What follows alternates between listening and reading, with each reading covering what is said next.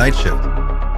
Doomer Friday edition, your safe space for talking about UFOs, UAPs, NHI. Disclosure, what you're going to do with your next $1 trillion. Gladiatorial combat on the White House lawn. Trump coins. What timeline are we in? Feels like we're in the darkest timeline. We were just talking about this in the green room. There's certainly an interesting one. So much to talk about. The original four are going to be all here momentarily. Pavel is caught up in traffic, so he had to. Actually, I think Xander kicked him, and Dan is broadcasting. I want him here. It was hilarious having him in traffic, but he's gone. Oh, it was so laggy. So he'll be here in a minute. He's gonna get back to a better connection. He'll be here, and then Dan Cleary's back with us, broadcasting from a safe house somewhere in Saskatchewan. Is that right? I am. No, I'm coming to you from beautiful coastal Maine. My favorite place in the world. Finally got good Wi-Fi here, so I can join you guys. This would have been impossible a couple months ago because the Wi-Fi was done with sticks and twigs for a while on this island. But we're doing better now. So good to see you, fellas. I missed you. Nice. It's good to be. It's good to have the band back together. This is the first one. I mean, Pavel's not here yet, but it's the first one since Contact that we've all been on for, right? I think. And it's better without Pavel, right? I think we all agree. We are streaming to his YouTube as well right now. We're live. Oh man, yeah. Sorry, guys. Yeah. So can we talk about Disclosure Day like openly now, or are we past spoiler period on that? If we want to go there, I don't know. We're a week. What do you we're think? Like 10 days in now. I think probably give people a few more days. In the chat, if let us know if you want a spoiler free, in case it comes up. I just want to make sure because I'm feeling like it might come up. It's been a couple of weeks since we all got together on the same show. You missed a banner week last week. It was really cool. Dylan called in, and awesome. I was listening from a hotel in Birmingham, waiting for Dan to turn up. Yeah, that was great. That was amazing, actually. He dropped some good nuggets. That was a good talk you guys had. That was a great talk. Dylan, if you're watching or listening, come back anytime. That was really spectacular. And Elon Musk is a trillionaire now. So much has changed. We're in a new world now. We're in a new world. Peter Thiel is a UFO guy, turns out. Come to find out. Who knew? We're going to talk about that. Where should we start, guys? Well, first order of business, honestly, what would you do? You become a trillionaire. What do you do day one? Where do you give the majority of your money? We always tell these guys to give their money away. Where do you give it? Where do you give it? Yeah. I'll give the most boring answer in the fact that it's not exactly sat in somewhere that he can access very readily, but he has considerably more power, let's say. How do you direct that energy now that you've got the most energy anybody's ever had in the history of humanity? I'd build a UFO. Come on. He's trying, but he's not doing it the right way. I've tried to tell him. Build a UFO, obviously. It's just kind of unreal. The number, it's hard to conceive that one person is so vertically integrated into the entire economy of this planet. Like, he owns the launch capability. He owns the satellite infrastructure layer. He owns the communication network, the largest communications network that there is, owned by any one individual person, this one guy. I'm sure by now he probably, because we were close to this like a few weeks back, and he launches like hundreds of satellites a month. I'm pretty sure he's by now launched more satellites into space than anybody else on Earth combined. Right. And that is, I think, the larger conversation that we need to have here is just in general terms, like, at what point is too much power? Is so much power in the hands of one person just unacceptable? By any stretch, by any system, it's just you have to, is there a hard line where you have to say that's just too much? Or, and I think there is, or is it okay for an individual to have the power of a nation state?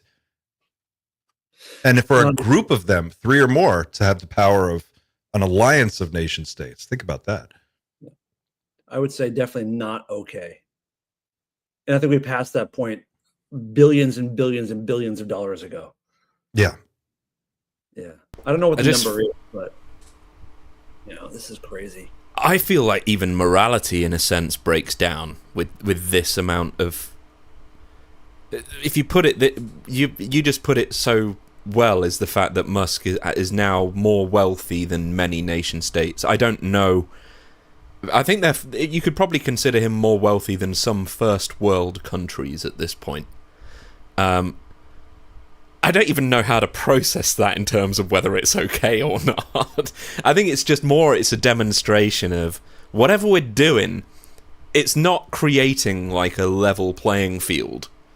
Is it? It's kind of over time it appears as though the wealthy are to some degree accumulating a little bit more wealth faster than others. And that gap seems to be widening, and last week was a demonstration that gap is now wider than ever. The possibilities that you can now achieve as somebody who was born into relative wealth and had enough business nuance to turn that into something that is almost sickening to think about in terms of wealth. I think it more says something about how should we actually reorganize things to make things a little more accessible for the rest of us, because I would hate to see $1 trillion just being sat in assets for the next 50 to 400 years, depending on what happens after he dies. What happens to those assets? Do they just get scurried away into places where the rest of us don't benefit from it? I don't know. It's just a very, very complex question. I almost feel like with this kind of money, people should have like morality managers or moral managers, because I don't think you can't get this wealthy if you're someone that just wants to help people. I don't think those things work together. So with certain kind of riches, you should have like a moral manager who helps you. Like legally, we have to do some good with your money, and like as your moral manager, I will figure out the best spot for. Give me a general area of where you want to help, and I'll do my best to do that, because you don't have the heart and soul for it yourself, Mr. Musk. Well, nor is he incentivized. Right. To be investment completely advisors who just do philanthropy for the sake of avoiding tax issues and penalties, and to by the appearance of goodwill and a sense of humanity, and that's for the people who even bothered to do it. Like Peter Thiel's not one of those people. And we're finding out now, part of the reason we're having this conversation is not only because Musk is now a trillionaire, $1.4 trillion net worth, but we find out from this excerpt that appeared from, Jacques Vallée's Forbidden Science, Volume 7. Let's see if we have this. That Peter Thiel... the page. Do you want me to share the page? If you had the page, yeah. I have the page, yeah. There it is. So come to find out... apologies if you can hear the fan in the background, but we're just entering a heat wave in the UK. Yeah, the biggest fan is back. Hey. I think... no, Pavel's not joined yet. There we go. You may have to... There we go. Yeah, I'll you want to read this one? Go ahead. Yeah, sure. Our main topic... Can you hear that? Yes. I think my computer's very warm right now. Just give me a second. Deep state. Deal. Okay, so it says if our main... Oh, wait. Now we're getting all screwed up. Guys, what is going on here, guys? Come on. Our main topic was the plan to start a new phase of research. Gary Nolan and Lou Elizondo have gone to see Peter Thiel again, now in Bel Air. Peter told them he was only interested in applying, quote, working technology to the problem. But of course, there's no such thing in the open, and possibly not behind closed doors either. as Peter knows well, they walked out empty-handed. That's one excerpt. And then there's another that appeared on Reddit here, and I'll share this one as well. Let's see if I can pull this up, share screen. And this one reads, while Congress, this is Jacques Vallée, Forbidden Science 7 final report, the journals of Jacques Vallée, 2020 to 2025. While Congress considers various amendments to Senator Kirsten Gillibrand's legislation, Gary told us that the DOD and its DIA agency are thinking of sponsoring a new foundation, 501c3, funded by Mr. Grace, Peter Thiel, and then it says 5 million, and various individuals, in quotes, to study the technical aspects of the problem and think about spin-offs. Is any of that confirmed? There might be two boards, a scientific advisory board headed up by Dr. Nolan and an academic board headed up by Avi Loeb. There would be the usual funding of researchers, filings for new IP, and profit sharing to the research teams. The actual work would be done by two organizations, Lou Elizondo's new company, Skyport, in Huntsville, Alabama, where Eric now lives, and Ignite in Colorado Springs, which sounds like a nightclub or I don't know, somewhere Well, a dispensary of some kind. Ignite. Can you read the first half of that again? Because what's this problem? Yeah, I was going to ask because the problem was mentioned in the last thing too. What is the problem?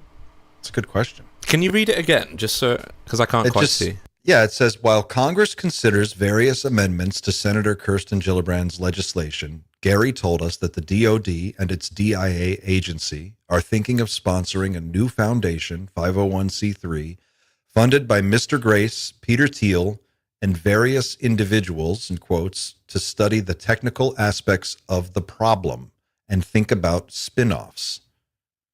Now, what? That sounds like they are consulting Silicon Valley for help solving problems.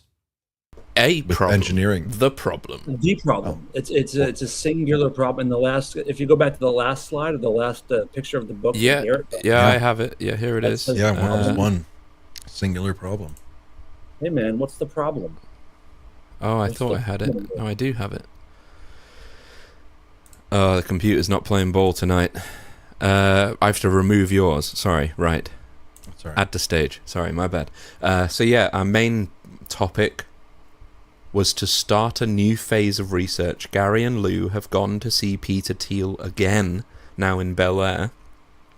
Peter told them he was only interested in applying working technology to the problem. But of course there is no such thing in the open, and possibly not behind closed doors either, and Peter knows well. It's got to be either anti-gravity or like the propulsion system, right? Like the power source, maybe? I'm getting the sense that this is like an unavoidable reality that is going to take place in the future that they want to try and control, but are going to really struggle to with current limitations of technology. So the first thing that screams to mind there is AI of some sort. The problem is that AI is going to become so smart, evidenced recently in the past week by Anthropic having to pull their latest AI. Fable. It's not available anywhere. Mythos. I was using Fable, and they pulled it right in the middle of something I was doing. So, you know, it was amazing. Potentially for... Yeah, I remember you saying as well, actually, in the week, you were like, this is blowing my fucking mind. It's just like having 100 different AIs all working at one time. It's like you give one command, and it is able to just think in so many layers and then execute all of those layers and then bring back just the best results of each one and synthesize it into something that you can actually digest. I haven't even scratched the surface, and I used it for a couple hours, but it was very impressive. Why was it pulled? There were concerns over foreign usage. So the US government said to Anthropic, you need to make it unavailable for foreign citizens. And Anthropic said, no, If the world can't use it, then America can't use it either. So they pulled it completely, which I like because I'm British and I want to use it. But Peter's getting weirder by the minute. His whole story's getting weirder by the minute. Everything about this guy screams something like he is like a Bond villain. There's something really weird about this guy. From any direction you choose to look. He disappears to Argentina. Now he's going to relocate to Argentina. He's puttering about down there. Puttering about in Argentina. He's got a survival bunker in New Zealand, which is probably like a Bond villain paradise shelter. God only knows. There's this story that just leaked in Wired about this weird secret society that he put together. Have you guys followed this? Yeah. Well, I'll find the name of it while you carry on. I've got a clip here from Breaking Points, which is the first 3 minutes of this really sums it up. And let me see if we can share this. Here we go. Try this. Up on the screen, they got their hands on a leak which exposed members of Peter Thiel's secretive Dialogue Society. More than 200 of the world's elites registered for a retreat whose agenda runs from panels on cult building and sex to prepping for World War III. An associated app offers matchmaking. So for the global elites looking for, other global elites interested in building cults, I guess that's the way to go about it. Let me read you a little bit of this article and the details of who was exposed here. They say some data lays down a program of off-the-record sessions, including Money Does Buy Happiness, ? Bring Back Nuclear, Navigating World War III, Battlefield Technologies, and How's Your Sex Life? Other talks include Build a Cult, moderated by the founder of the Christian networking site Pray.com, and Build a Party, run by a former White House national security official. Together, alongside the mundane fare of a typical thought leadership conference, the documents show an extraordinary convergence of power. The registration records list General Alexis Grinkowicz, NATO's supreme allied commander in Europe and the head of U.S. European Command, who took the post in July 2025 and is recorded on the leaked list as having attended dialogue gatherings since 2021. Also names sitting Trump administration officials, 2 U.S. senators, 6 members of the so-called PayPal mafia, a former Middle East chief of intelligence. Are you ever really a former Middle East chief of intelligence? And a sitting ambassador to the United States, along with the founders and directors of many of the country's largest surveillance, data broker, and advertising data companies. So a lot of very elite names here. This is compared to, it's sort of like kind of like a private World Economic Forum, very, very secretive. They do ask for some information about the people's interests and special skills. Mm-hmm. Members list talents like funhouse construction, accent imitation, backcountry skiing, urban exploration, and meditative and psychedelic inquiry into the nature of reality. They play matchmaker dialogue. Its participant form asks registrants whether they are looking for love and offers to include single man, single woman, or other respondents in future matchmaking. A separate site, dating.dialogue.org, hosts an app pitched as meaningful connections for exceptional people. Fuck all these guys. Oh my God. Dude, I want to go there so bad and listen to these people. Oh, yeah. That just sounds like the new version of Bohemian Grove, which still happens, by the way. Which still happens. And their membership list leaked not too long ago. Conan O'Brien was on it. Did you guys listen to that recording I sent you about Bohemian Grove? The Alex Jones one from years ago? I had an Uber driver last month. Yes, I remember this. Yeah. Yes. And that was he really worked weird. there in his 20s and just talked about the craziest shit, and Gerald Ford being there and people talking about killing young boys. It was crazy. Absolutely crazy. Well, that's the thing. Why is there so much stuff about killing children at these things? Well, they're annoying, dude. Come on. Come on, man. Oh, God. That's so bad. No, I don't know. Is he wrong? Yeah. I mean, they can be, but I don't think it's... Yeah, I mean, that's a little extreme. But these people, but the system doesn't select for well-adjusted, psychologically balanced individuals. The system selects for psychopaths and sociopaths, and then it optimizes for the most psychopathic and sociopathic behavior. So you get these people that are already insane at the top, and then you just give them unlimited money. Well, unlimited anything is poison. At a certain point, it just drives you insane if you're not already insane. It just removes all limitations on someone who's already unbalanced and lets them go crazy. If you think about what it takes to get to that position, you have to make some really horrible decisions on your way there, and I'm sure that galvanizes you to a certain degree. By the time you are able enough to join societies like and attend events like Bohemian Grove, and there's talk of like Bilderberg and the ones like Peter Thiel's describing here, or at least the person that wrote the article described. You've got to do some pretty morally questionable stuff just to get to that point, because the incentive to make the capitalistic incentive does not favor altruism. It favors you being completely ruthless and sacrificing others to boost your own asset value. So I can imagine at some point you enter maybe your first year attending Bohemian Grove. They're like, welcome to the club, buddy. We've got some secrets going on here, and we need to make sure that if your asset value drops, let's say, or you still have some ounce of morality left in you, we need to make sure that you can't flip on us.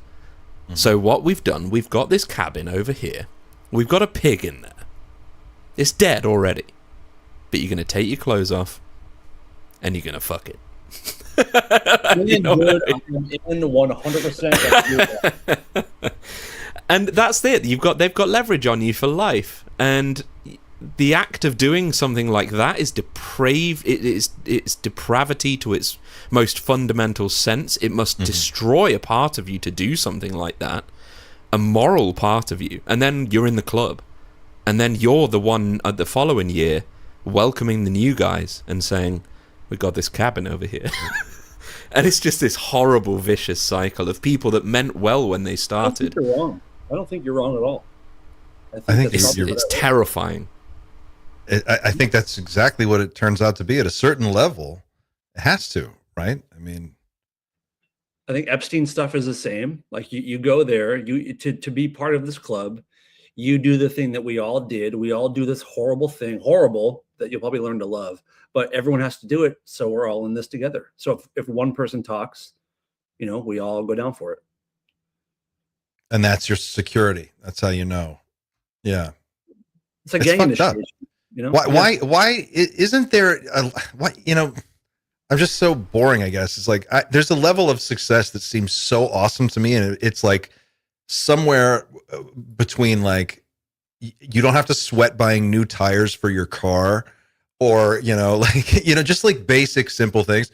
And I just can't conceive of people who get so completely lost in this bottomless endless chase for more that they just accumulate that much. It just seems like a sickness.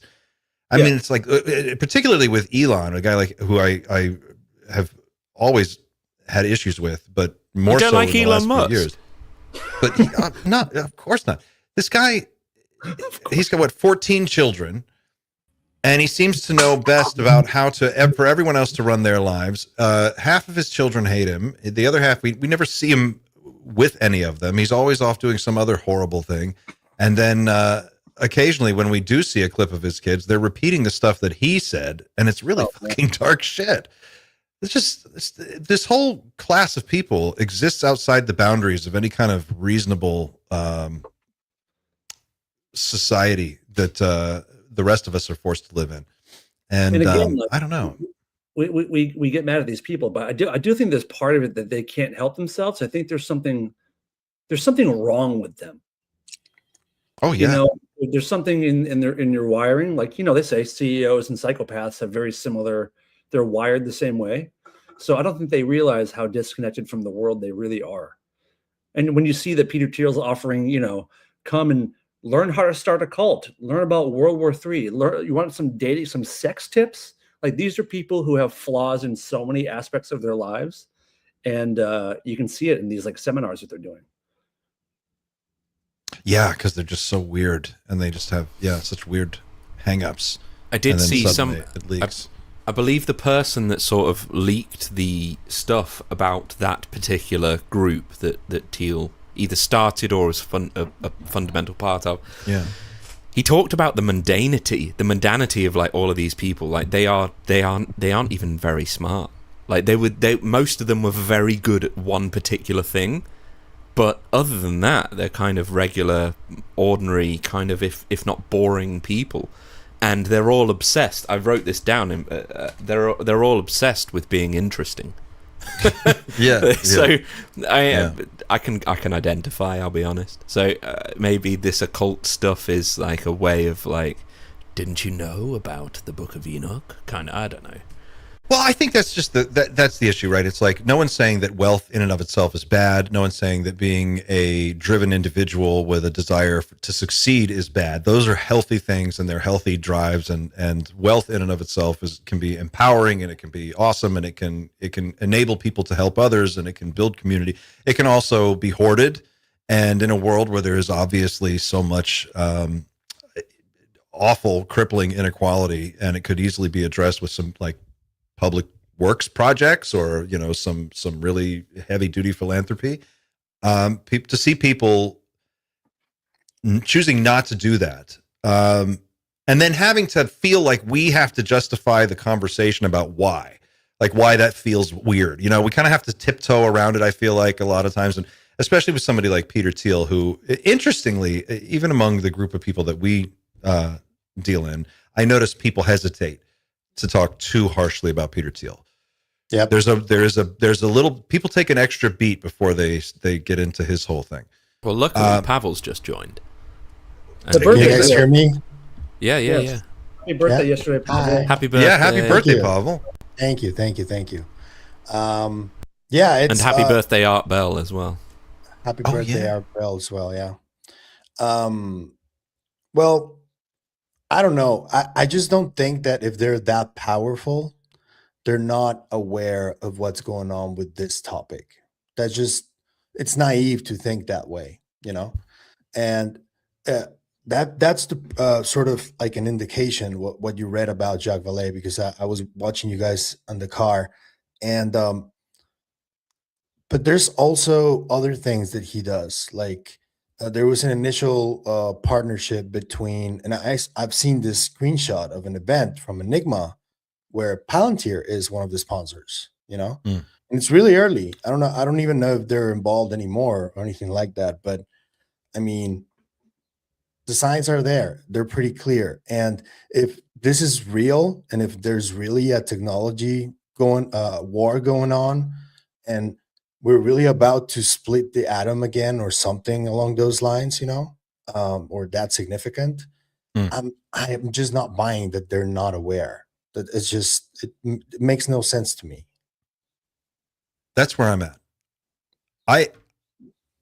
This is finally confirming for me the suspicion that I've had for a long, long time, that someone in Silicon Valley, or some people in Silicon Valley, are sniffing around trying to get their hands on this technology. Or maybe it's the other way around, but there is some kind of burgeoning connection between Silicon Valley tech billionaire elite and the rapidly developing disclosure conversation that seems to be gaining pace each and every day. It seems like if you are the people, if your business is being at the top of the tech pyramid, how could you not be paying attention to this? I'm with you, Pavel. I don't see how they could. They would have to be really fucking dumb to not be paying attention to it, and to not have been paying attention to it for at least a couple decades, something along those lines, I think. Either that, or they are far smarter than us, because I'm convinced this is real, and it didn't take me very long to figure that out, and it took me no money to figure that out. These guys have a spare 10 mil to find the truth. And you're willing, like, you know, even a cursory interest. If I had the 10 mil, I'd spend it tomorrow. But these guys have hundreds of billions, and you know they're going to chuck 10 million at this to find something out, surely.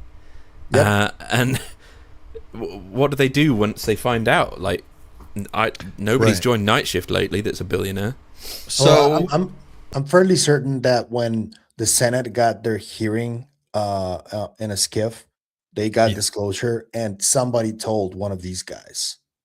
Like, that's when things started ramping up. Already had this meeting in Manhattan a couple of years ago with all the hedge fund guys. That's what that was. That was happening. This goes back to Cloacus and the Carl Nell connection, I think.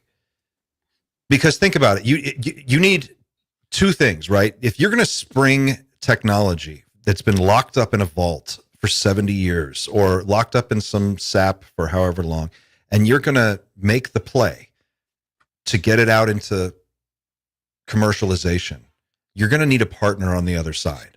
You're going to need to pass it to someone, and you're going to need to have a structure in place to allow that to happen legally without giving it all up along the way.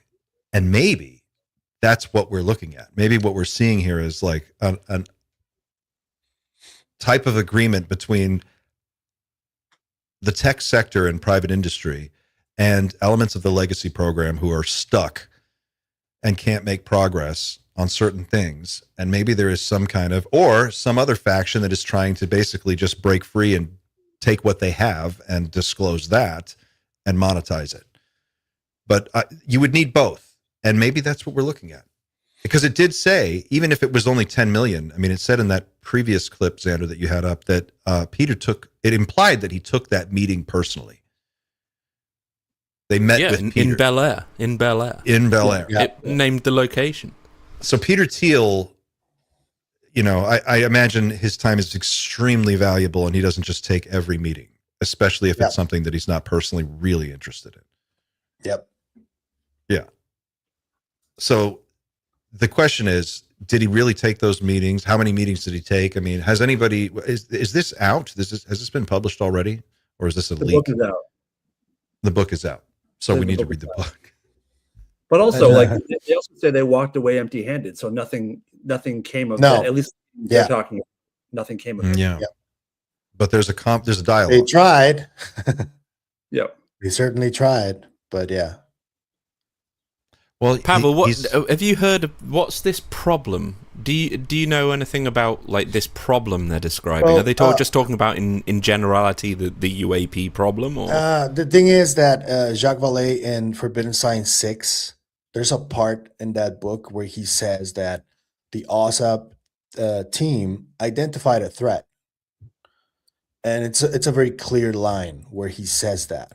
So I would guess that whatever was found there is that problem that is hard to solve. But, you know.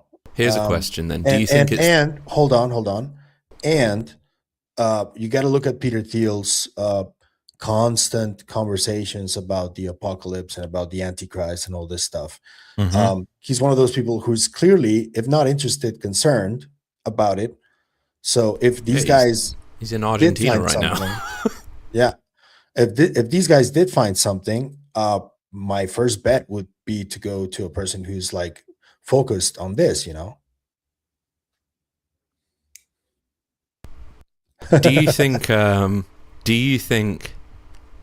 I'll just straight up say it. Do you think that what Lou Elizondo talks about alludes to as an event? I'm not sure if like whatever Jacques identified with the OSAP team, I don't know what that is. That's all he said, that they identified a threat. So I have no fucking idea. Also, Jacques Vallée, hats off to the guy. He's still connected. He's still got his connections. And also, I love that he just doesn't badass. give a fuck, bro. He's like, I'm going to talk about whatever I want. Nobody's going to tell me anything. No one's going to say anything. I love that. So what do we make of this? I think there's a connection between Thiel, Lou Elizondo, and this end of the world thing that everyone keeps talking about. I think it's the same thing that that Corbell has alluded to as being a lie, perhaps. I don't know, Probably. but Well, I last think, week, what was Dylan's phrasing? Dylan alluded to some kind of a unfortunate outcome, potentially. Yeah. I don't want to put words in his mouth, but that was I clearly picked that up from what he was saying. He referred to preparation of the battlefield. Ding, ding, ding. Yeah. Yeah. Preparation of the battlefield. So, at least some group, some portion of people in the know are taking that position. But that's and also acting that's in accordance also with that. looking at NHI through the lens of how we do things. So that's how we would prep a battlefield. Doesn't mean Sure. necessarily they would. Obviously, people in the government know more than we do, but It'd be pretty dumb not to be prepared for anything. Sure. I agree. And if you feel the same way, you can go to doomerfriday.com/vote and vote on our Doomer meter. Right now, we're at Doom That was Factor great. 6. That was so good. And we can see what happens if we get it up to 11. Apparently, there's some kind of cool animation. That was a cute. I wonder if there's a 12. That was great. If we go to 12, we call Jeff Goldblum. He picks up. Bump So that yeah, meter. you can go here and I'm going to vote to elevate the threat level. And you get a satisfying boggle, and then you can. And it's oddly, it sounds like the Among Us sound effects as well, which it's are great. nostalgic for me because the world was in lockdown last time I played that game. And you can also de-escalate the Doom level, the Doom factor, and if you want to hold it, you can hit hold. And looks like we've got 51 votes to raise it so far, so we're at 6. All right, guys, we'll keep checking back. But doomerfriday.com/vote. Thanks, Mr. Justin, for making this possible. What do you guys think about this theory, this being floated around sometimes, that there is a species that's helping us build up weapon systems that we can defend ourselves against another certain species that might have it in for us? I think it's badass, and it sounds awesome. I would like to be in that timeline. Sounds very science fiction-y. It does. Yeah. But we've heard that a few times. It's a part of my issue with the lore in this area is that a lot of it does ring very much like science fiction shows that I would probably be into, and I don't know that that's an accident because there are instances of people putting stuff into Hollywood scripts, and this has just been historically a factor in filmmaking and television. So there's some kind of a connection there between the mass public perception of what's going on and some of the things that we seem to take as, I don't know, at least part of the scenery with all this. But on the other hand, and this is something we started to talk about a little bit, I think, last week, I think that the argument isn't that hard to sell, that if you wanted to make the argument that, look, we did some stuff that we're not proud of, it was really, some of it's really dark, but we had to do it because this is why. There's a threat, and we have to be ready for the threat. I feel like if people could handle the knowledge that we're not alone, and they could probably handle the knowledge that there's a threat if we were doing something about the threat. And I don't see why that is such a hard pill for people to swallow. And it seems like it's such a weird tap dance that they have to do around this issue. But I feel like if Hollywood has prepared us for anything over the last 40 years, it's that. It's Independence Day, Yeah. And then you go, okay, well, what do we need to do? Do we need to spend $1 trillion more a year on defense spending? Okay, I guess we'll try that again and see if that solves it. What I'm not understanding, and maybe there is an answer to this, I can't obviously claim to know anything extra than anybody else does, but this is all like something that's going to happen in the future. Like the wording is that they're on their way, they're coming, like that. I don't get that. I don't get why. So what are they getting here via light speed? They're coming at just light speed. Are they coming here below light speed? Like, how are they getting here?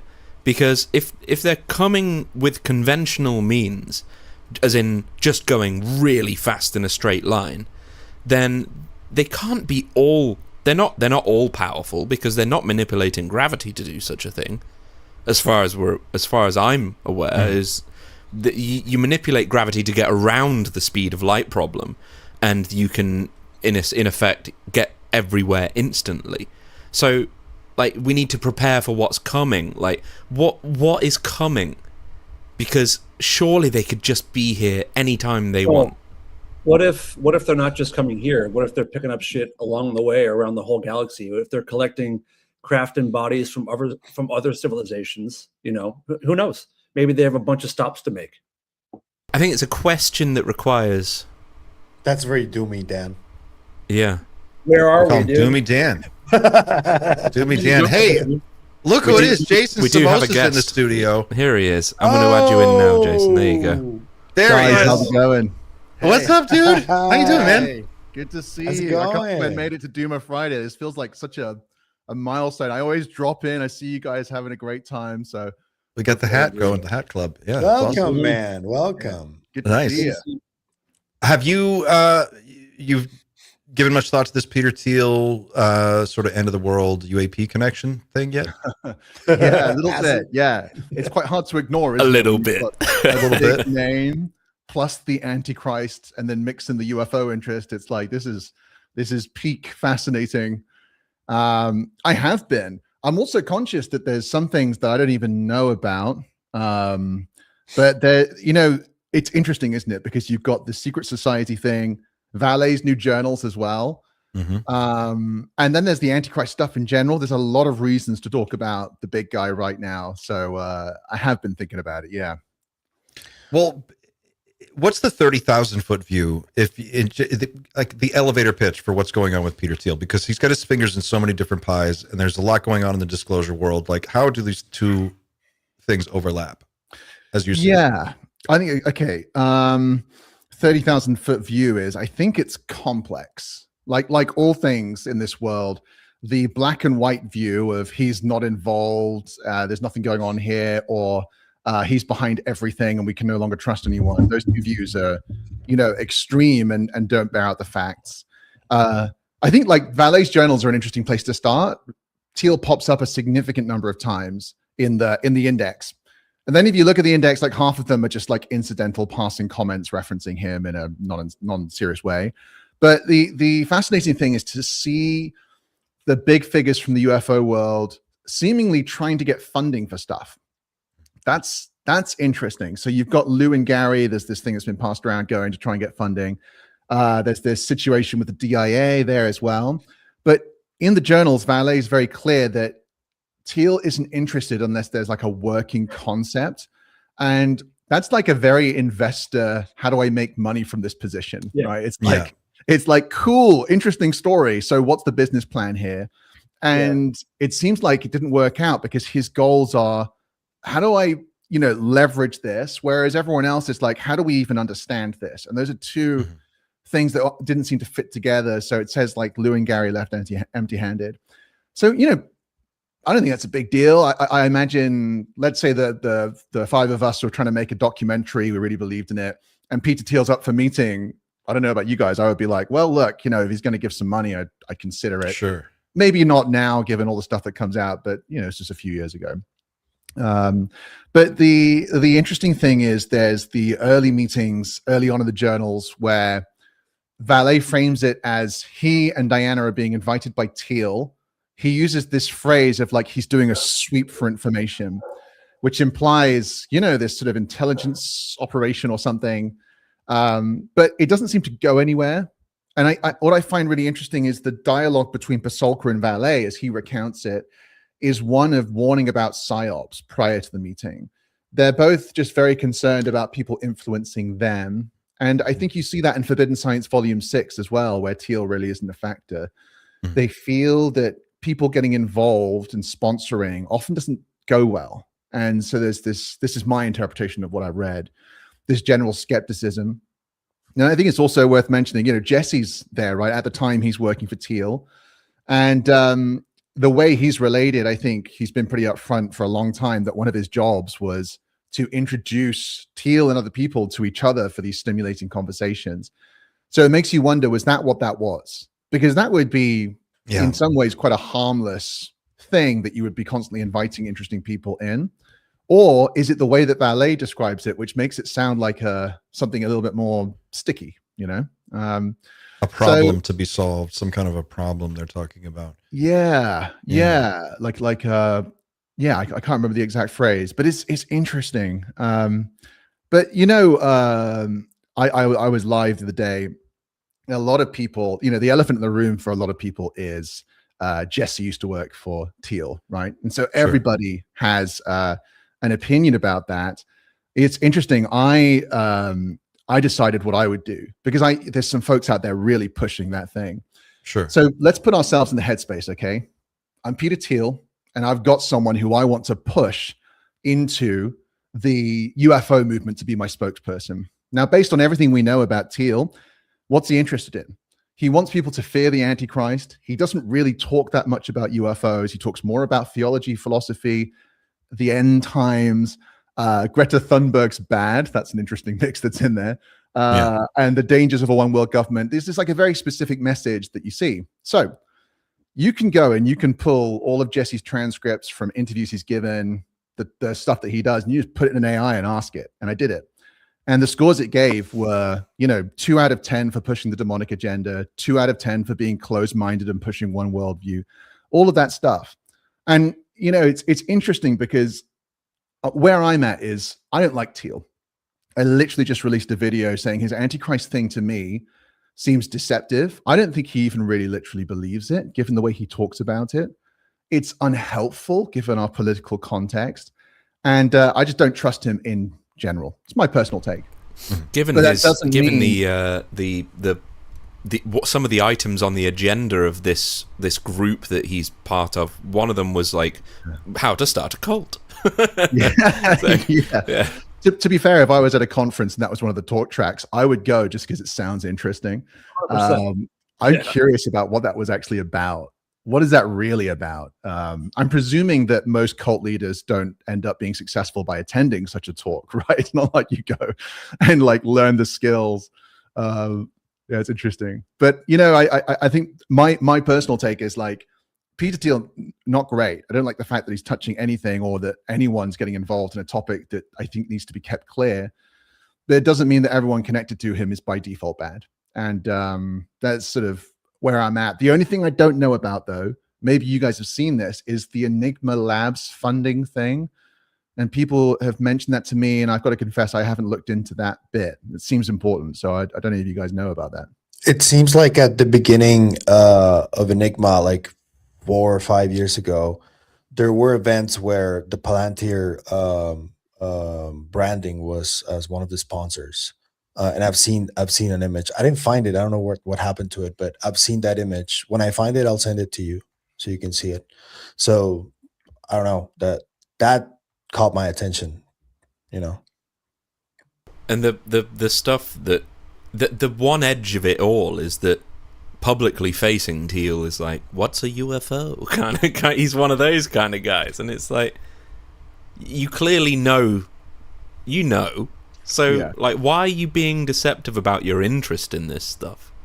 That's why I found it interesting to put him into the Collins Elite video I just did, because he's really up for talking about the end times, eschatology.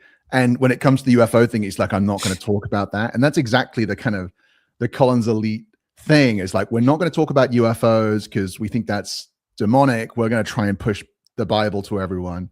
I don't think that he is a part of the Collins Elite, by the way. I know Jason Giorgiani is he's the head or has some. But role he there. has similar practices, though. Yeah, you can fit him into the sort of tradition of we're not going to talk about UFOs, even though he must know that this is a serious conversation. But I'm going to talk about the Antichrist to a point that it's almost comical, So I was just talking to the guys about because I saw this in one of your videos on the Forbidden Science 6 part where Jacques Vallée says that they did identify a threat during the OSAP days. Do you remember that? Yeah. There's three entries in the journals where he mentions that. It's early 2013. There's a conversation between, I think, if there's John Schuessler, who was a scientist in the OSAP program, and I think Vallée says the group felt there had been an existential threat detected. Then later on, I don't want to be unfaithful to his work because it's been a while, but I'm going to tell you what I remember is in reference to the Capella database, which he built. He's like, yeah, we had a similar sense that, you know, there was a sort of threat impending. And then later on, there's another conversation where Valet says, I didn't get a chance to speak to John. I often think about what he said about something's coming. I often have similar thoughts. So it's enough times that you're like, well, three different entries sort of being enforced by multiple people and referencing the data as being a part of where that's coming from. But you know, what's interesting is opening up the conversation to like, what could be coming, right? There's so many different things. It doesn't have to be like a spaceship. It could be a lot of stuff. So yeah. It's interesting you just mentioned data. Before we went live, we were talking about these new advisory boards that are being set up and the people that are being put in these positions. You've got Avi Loeb and Shermer, both very data-oriented people. At the same time, we've got rumors of Trump making some sort of announcement in early July and stuff. But these, on the face of it, these people heading up these advisory boards, to me, it's like, oh, they're just going to look at old SETI data and come up with the same answers that came up during Project Blue Book and things like that, and the same answers that Arrow gave. But it's strange that they're setting it up in a new place it's one advisory board that exists within a larger, entire, seemingly branch that's being set up. And then you just mentioned data, and Jacques Vallée found some sort of threat within data. It makes me immediately jump to the idea that perhaps pure speculation, but is something modern, is a modernized version of that being set up that's a public facing version of that. Oh shit, we've just found a bunch of this new data. This is the public front. It would be really handy to have your pipeline in place. Oh yeah. When you discover the thing that you have to tell everybody, so you're not caught with your pants down, I think. I mean, Jacques Vallée's whole background was in artificial intelligence back in the 60s and 70s, and data analysis and pattern recognition and writing all this like really sophisticated software for the time. Like, he would have been the guy at the cutting edge of trying to analyze. If you had data sets from all around the world and you wanted to put them all together in a time before AI, you would have gone to Jacques Vallée, and he would have either created something that can do it, or he would have known the people who could have made it. And so the idea that, you know, what Dylan said, preparation of the battlefield, you know, if that's what our military intelligence is observing, and that's their assessment, right? And then you have independent groups that are also assessing the data that they're getting, and they're more or less arriving at a similar conclusion that there is some kind of a activity that's taking place over a period of years. It's changing year on year, and then you can predict some kind of a crescendo around XYZ time. Whether you know what that is or not, you could say, well, it looks like whatever there was a interview with Jesse Michaels and what's his name? Oh my gosh. Matthew Pines. I talked about it last week. And they were speculating on abductions, and they were saying, well, why does it seem like abductions have stopped? And they were discussing a rumor, and now I'm talking about the same rumor, but a rumor that there was some kind of goal that had been achieved, and they didn't need to abduct people anymore. They just finished that with that project, and maybe that is like the final sign, you know.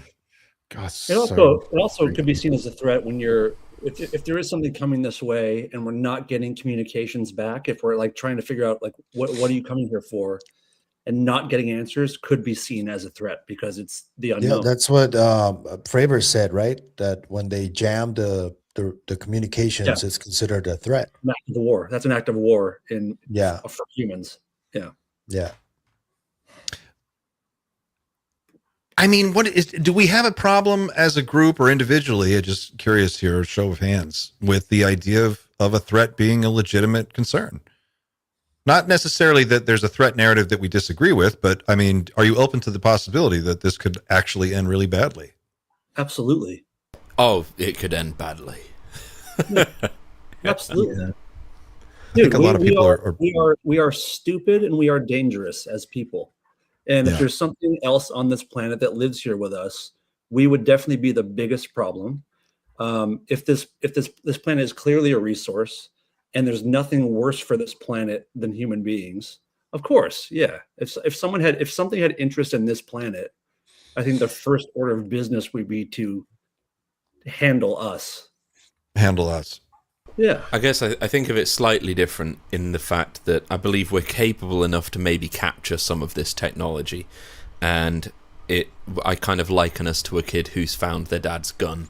So the kid's not a bad kid.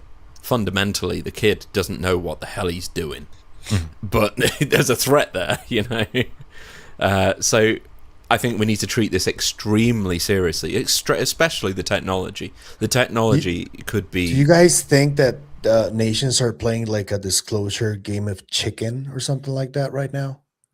Yeah, I think that's definitely the case, right? Because everyone's kind of in a conspiracy of silence for some reason, and it's a case of who says what first. And there's always this conversation of like, what if the Russians or the Chinese make an announcement first, and the reflection that would have on the Western countries would be extraordinarily negative, you know? So I do think it's just one of the many levels of stress that people must be feeling, trying to figure out how to deal with this. I could see, I mean, you could see on the geopolitical stage, you could just imagine the moment that if it was President Xi, and I'm not saying that he is the right one to lead this effort or, you know, but there is an argument that could be made that China's a much older civilization. They've been around a long time. They have 1 billion people, you know, they are a rising power. They are, you know, they're not wrapped up in 100 wars all over the world. So arguably, like, it could be argued, and I think argued well, that they represent the interests of all humanity more than some other countries that we might name. And if that were to be televised and people saw that, and it arrested the global news cycle, I mean, the American image would be so utterly destroyed by that. I don't think there's any recovery from that. It would be China's century. We've made contact. We are in contact, direct contact with a non-human intelligence, the People's Republic of China. If there is some kind of race to do that, you know, the U.S. has done three info drops at this point. You would think that other countries would see that we're doing something and start trying to do their own thing, but no one's really budged around the world as far as Brazil did do something, yeah. A little bit. They're the only ones really that have like, and some people from Japan, but it's like really separated sort of. But if we're talking about the superpowers, there's 4: Israel, Russia, China, and the U.S. And since we started releasing stuff, none of them have really done anything. Yeah, maybe they see like, okay, let's let them burn their own funeral here and release their information, right? Because information is power. That's also why the secrecy is here. How about show our cards? Yeah. Do you think they're pissed off at the American companies that got a hold of a lot of this? If they did, the what? Sorry, that's why. Do you think they might be pissed off, these countries, at the American companies like Lockheed and these companies that have hoarded the technology for themselves? That's got to be a factor. That has to be a factor. So the way this has worked. Oh, here we go, guys. We're up at Doom Factor. They do the same thing, though. Those countries. They also had their own crashes, allegedly, right? So yes. Maybe they. Okay. Everything that we have in the States, China and Russia have as well. Facilities and crashes and bodies. They have it all. Oh, Doom meter's going up. Hell yeah. Doom meter. Doom Factor 9. I'll see with this next statement whether it goes up. But I think we might be fundamentally underestimating the power of this technology. And it could very well be the case that this technology is so insanely powerful that, and I hate to say it because I want to know at least some aspects of the fundamental truth of it all, but what if the technology and the aspects of the truth of it are intertwined to the point where you can't ask a question about one without asking a question about the other? But perhaps we genuinely, as a species, cannot handle the nature of the technology, especially if we know it exists and we have the capability to decode it, whether or not the government releases the information for how to decode it. If we have tools like AI to be able to say, we can say to AI, okay, we know this exists, and we know you're smart enough to figure it out. Mm-hmm. But we're still not emotionally mature enough to deal with that energy. No way. Yeah, that. I think we're like generations away from being responsible enough to handle this kind of technology. Yeah, I hate to. Sorry, go on. Sorry. No, you go. I'll just to finish off, I hate to stick up for the recovery guys and for the secrecy. I really do, because I think that we deserve fundamental knowledge on our reality. Like the big questions, we ought to be able to have the answers to, or to be able to contemplate, to be able to ask the next set of questions that we need to be able to ask, which I'm sure there will be. Like, I don't think once we're told anything, we're going to be like, oh, okay, that's it. End of the game, guys. I think it's going to be a case of we're like, oh, okay, right, let me just pick up the next set of questions. But I really do think that we are underestimating the level of damage that this technology can do. It's not just free energy. It's the capability, and I'm not being hyperbolic here, I think it's the capability to destroy planets in an instant. Well, and Death Star. I think it's beyond the Death Star. It's a time machine, is what we're finding out. I think that the more that comes out, it seems to address time travel, at least in some aspect. Jeremy Corbell has referred to these things as weapons of mass destruction before, where individual craft have the ability to destroy worlds. That power source is so powerful that it is dangerous. Real quick, Dwayne. Hey, Dwayne from Contact in the Desert. What's up, dude? First time getting to watch you guys live on Friday. There is a clear narrative forming right now that psionics are a controlled disclosure move. Thoughts on this, if comfortable? Before we carry on, the challenge coin you gave us at Contact is my daughter's favorite thing right now. My kid's favorite Dwayne thing is the little TV that Luigi gave me with the little... He's watched S4 like a bunch of times now. He's really into it. Okay. So thanks for the super chat, Dwayne. Well, what do you guys think about psionics as part of the technology? Is this part of the disclosure, or is this a separate conversation happening next to that? Yeah, I think so. I think it's part of the conversation, isn't it? It's interesting to we haven't. I don't think the population. There's like different tracks going on because the population still hasn't fully grappled with the UFO issue. But here in Disclosure World, we've got some like advanced tracks running simultaneously, right? Mm-hmm. Where you trickle out the psionic stuff, and then we all go for a drink on Friday and talk about it with our normie friends, and they're like, "Oh, cool, psychic stuff's involved now." And so then they know later on as they go down the track, they've already got an idea. So I think stuff like that there's always this attempt to disseminate new ideas, and that was very clearly part of that message. But it's like looking at Jake Barber. I don't know that he was necessarily trying to say that to, I don't know, fulfill some sort of program. It really seems to me from his testimony that he just wanted to enlighten, not like enlighten's a strong word, but to like elevate the conversation to one about the human spirit and about the sort of relational side of things, to maybe be, cliche, but a little bit less doomer, right? And a little bit more like, oh, is there hope for us? Do we have some capacity? And that could, I don't know about you guys, I often think like disclosure probably has to go down that route anyway. Like it seems like the opportunity for that, like the ultimate opportunity to realign our global priorities as a society. We hit 10 when I was saying that. That was a really hopeful thing. It'll come down. Yeah, there's a lag. There's a lag. Okay, cool. It does that sometimes. De-escalate. Cool it down. This is our opportunity. Well, I think that's what people, at least of our generation probably, or my generation, want or wanted, or were maybe trained to think we were going to get at some point by the mass media, was some kind of like a formal, press conference thing where then suddenly it's like, oh, they're meeting at the UN, and now all the nations are going to get together and they're going to discuss what we're going to do next, and I guess we're going to have to form a planetary council of peace and establish contact and diplomatic relations, and like policy our way out of it. I think that's the thing, isn't it? It's like we want there to be this easy solution of, if we do this legislation, enact this policy, and we keep building more institutions and systems, maybe we'll solve the problem.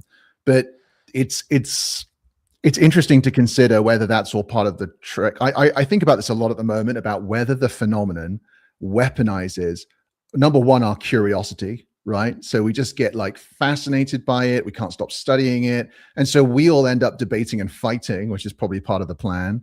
And it's like, what is it that it's dragging us into all the time? There's obviously wars, conflicts, different worldviews. And so is UFO research and talking about these ideas all the time actually the thing that's going to help us? Or is there something else that we have to do which doesn't involve building systems of knowledge, enforcing policy?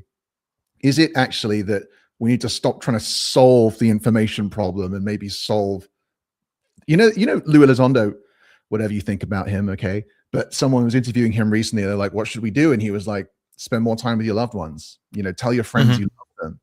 And I sometimes wonder if that's like a very serious comment,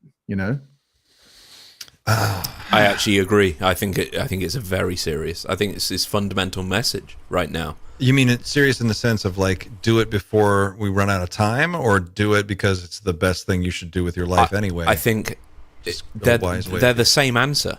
Yeah. But either way, the best thing you can do right now. That's deep. You know what worries me about the psionic thing is that there are certain elements of it that feel culty, and like Psionics there's a weird vibe going on there of some people who are involved in that may have some kind of religious sort of bias to the whole thing, and oh yeah, and I'm not there's going to be a against lot of culty people's shit faith in God. I've never been against people's faith in God, but I am against that energy, that necessity of a human to like pay ultimate respect to a supreme being. That's something that it's always felt really weird to me. I'm not sure. I think it's one of the fundamental questions I had written down for tonight.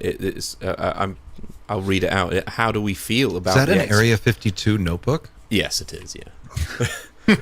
Dude sent me 3. Chris sent me 3 because he knows I write a lot of notes. It was going to be one of my central questions for tonight, because it was been one of my central questions, especially since Contact, is how do we feel about this, how the exploration and focus / resurgence on psionics has developed since Jake Barber came forward, because I mark that as the latest sort of round of Love and Light and psionicness, and Skywatcher with the psionic assets and stuff, and we've just had Jordan Jozak on Jesse Michaels, which we should talk about, because it was a brilliant conversation.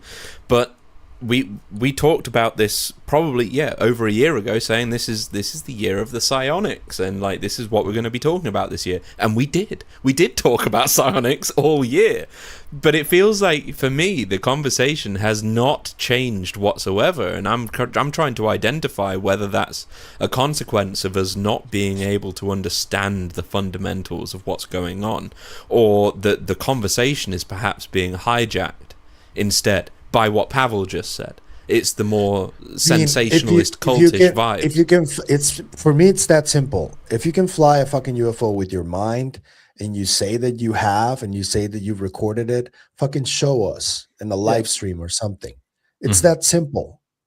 It's not like, and they can tell stories all they want. And I know that psi abilities are real. I've experienced them, but that other thing, unless you show people, I'm not buying it, really. It's like, who's saying that? Who's making that claim right now?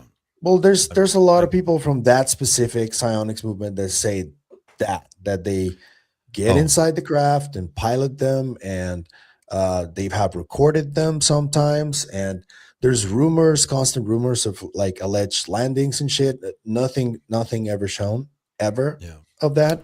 Just it's a rumors. very dark aspect right now. There is nothing coming, nothing of substance coming. There's a lot of talk coming from psionics and a lot of momentum, but very little substance coming.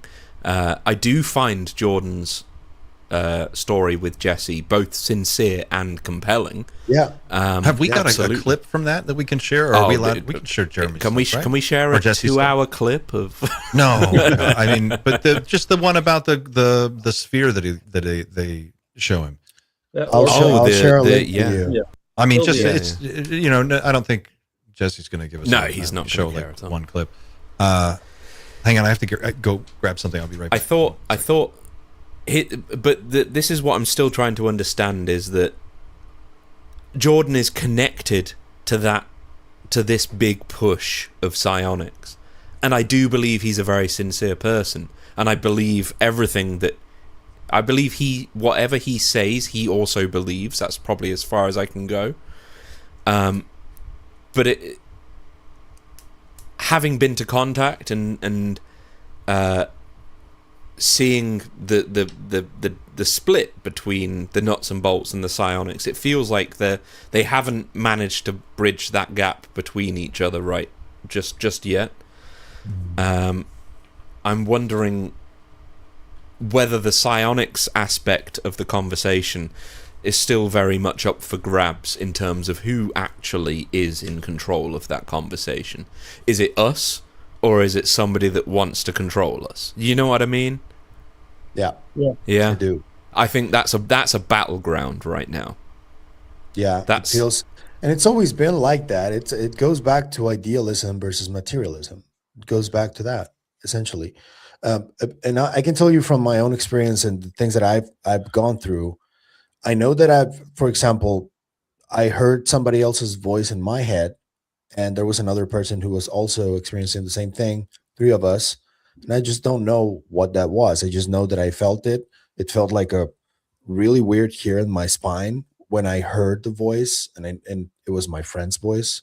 It was really strange. But I don't go out there and say, oh, this is a descendant from the Andromeda galaxy. And, you know, like, because, and there's a lot of people that take those types of leaps for me, and it's just a little bit too much for me when it comes to that. So yeah, there's like 2 different worlds when you go to contact. It's very clear. It's very clear.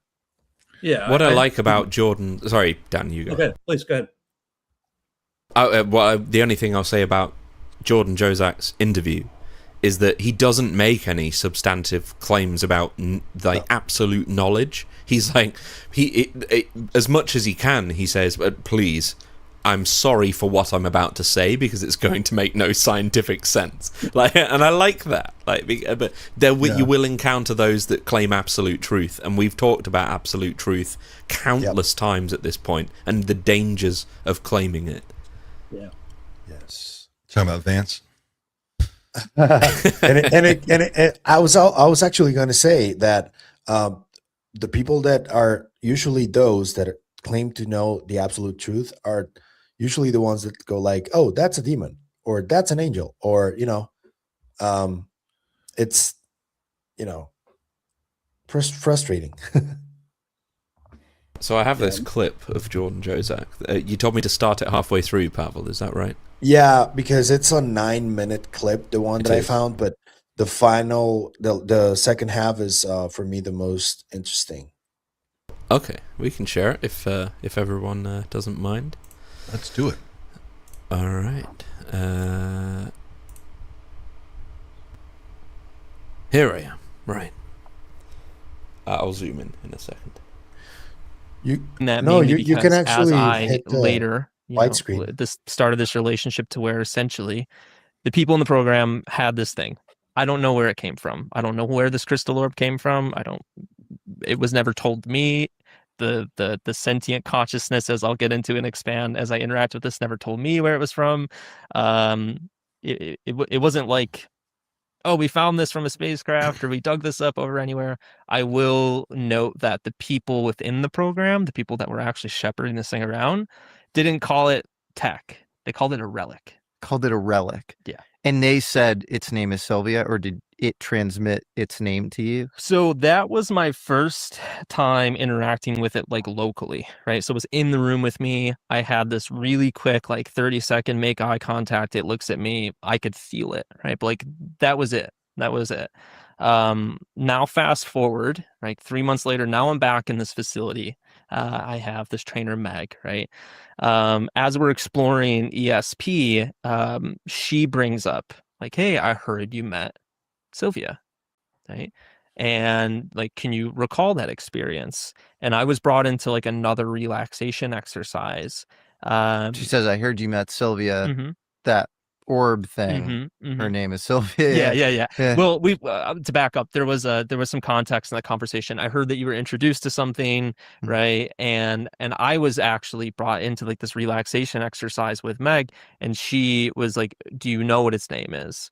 And as I'm in this relaxation exercise, I could take myself out of body and I almost like make contact. So it's like as if once I was physically linked with this, like device, relic, whatever you want to call it, it was like it developed like a tunnel or a pathway to where like I could communicate with it back. And this began a longer process throughout the program to where they wanted to better understand this thing. So that first example with Meg, I saw it once, different psychologist's office. Now I'm back here in this whole programmatic environment. I was actually asked, what do you think its name is? And I could like take myself into this astral environment, feel the same energy from it. And it would show up to me visually like this very silver fractalizing type energy. And in one of the experiences, it was telling me that his name was Sylvia. So later on, it was brought back in, and I was essentially like this in-between process to better understand what they couldn't understand about it, right? So it didn't telepathically link with anyone else. It wouldn't talk to anyone else. They didn't know what this thing was basically my understanding. So I would be given tasks on like, hey, we need you to go talk to Sylvia, and we need you to come back with like a schematic. We want you to draw how it works, or we want you to give us a blueprint on how it works. We need you to ask it these things. We need you to go back and forth. Do you remember anything that it transmitted to you? Yeah. So here's the really interesting things with it, right? So here's this crystal orb device, fractal, right? It was sentient and conscious and felt alive. It didn't communicate through mouth. It communicated telepathically. As it would communicate telepathically, the first and foremost, like the most interesting thing is that it was feminine, right? So it wasn't like, this is just an interesting dynamic. Like it had, like from an auditory sensation, it had more of a female's voice. It would describe and introduce itself to me as more feminine. And I think this is like really interesting as we begin thinking about like deep dimensionality and like metaphysics and how gender perhaps like scales throughout dimensions. I don't think it goes away, right? I think like here, this third dimension, human experience, it's like, yeah, you're male or female, right? And fixed or, some fluidity in between that. But perhaps as you scale up outside of a body, or you're like a ascended consciousness, or you whatever Sylvia is, it's that gender was more of a spectrum. It wasn't like this fixed thing. And that would be something that was communicated to me. Also, it was essentially told to me in one of the earlier sessions that Sylvia represented more of this thing that we would equate to like a human thought form.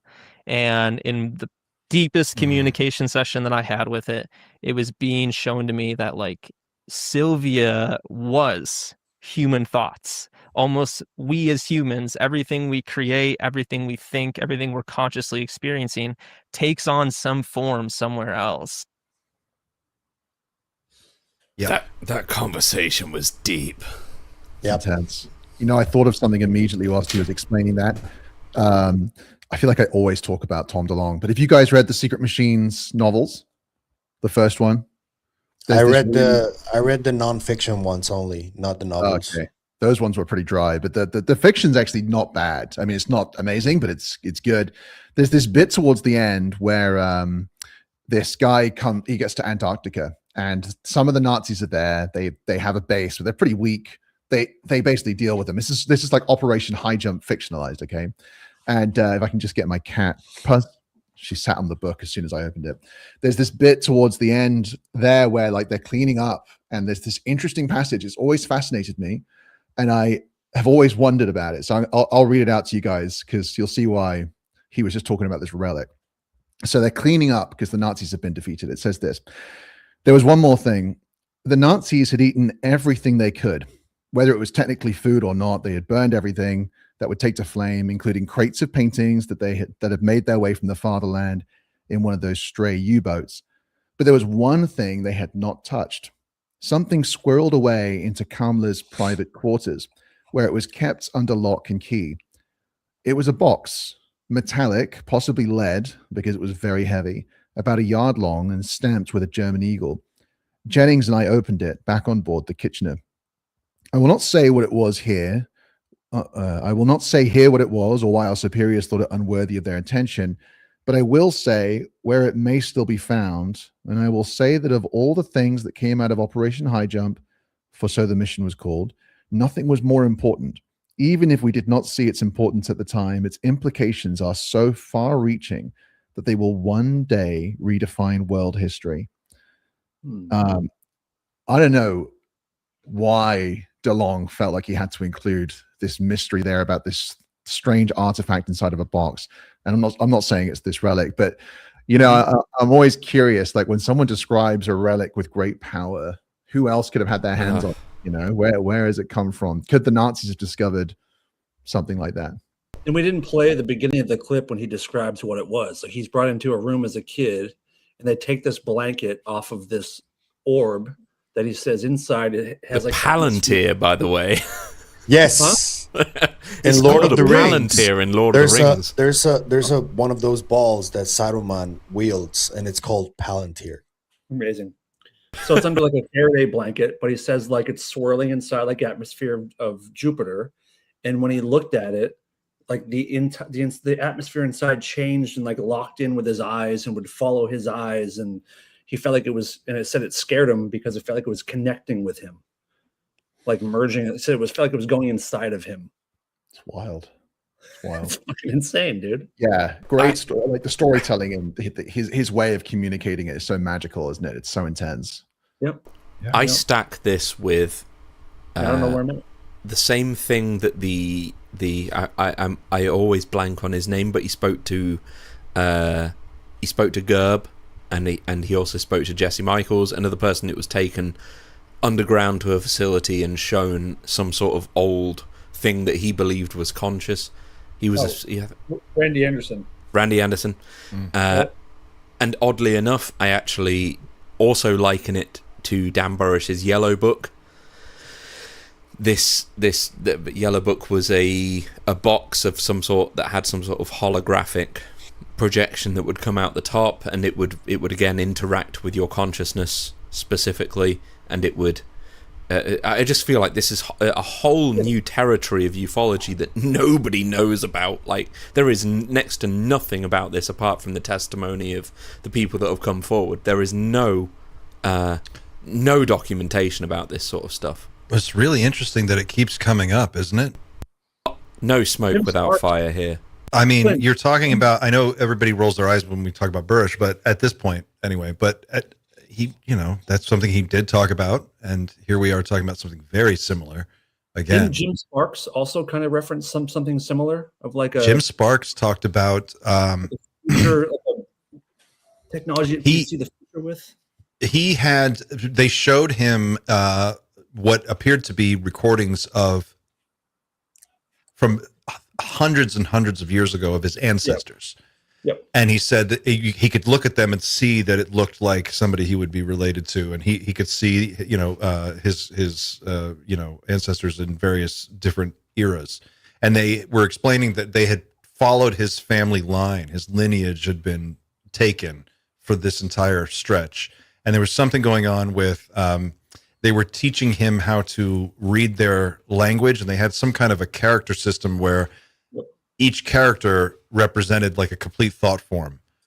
And so you could just like by recording something in this form of writing, you could record an entire concept in just one really simple thing. His story is really, really strange. He talked about seeing a council of reptilians that were all like 8-9 feet tall, standing in a circle with him in the middle. Oh my goodness. Just all kinds of very weird. How do these councils all interrelate? We've got a council of reptilians, a council of 9, the Galactic Federation. Is it like, it must be similar to the governance board they're building for UAP disclosure, right? Where it's like a board which is managed by various boards. Aliens love Man. councils, man. They love councils. If aliens are bureaucrats as well, fucking kill me now. Yeah, right. Yeah, guys, you can keep that for yourselves. Hey, So welcome to the galactic cosmic community. We run a 2-party system. We have the left and we have the right. There is a guy that there's one entity that you need to ignore, but you probably shouldn't as well. He owns about $56 quintillion worth of assets. He's 4 times richer than anybody else. He is Peter Thiel. He is Peter Thiel. He is our leader. He's also got 78 children. But yeah, welcome. There's the doom meter right there. The doom meter. I think it's interesting about the Yellow Book. He also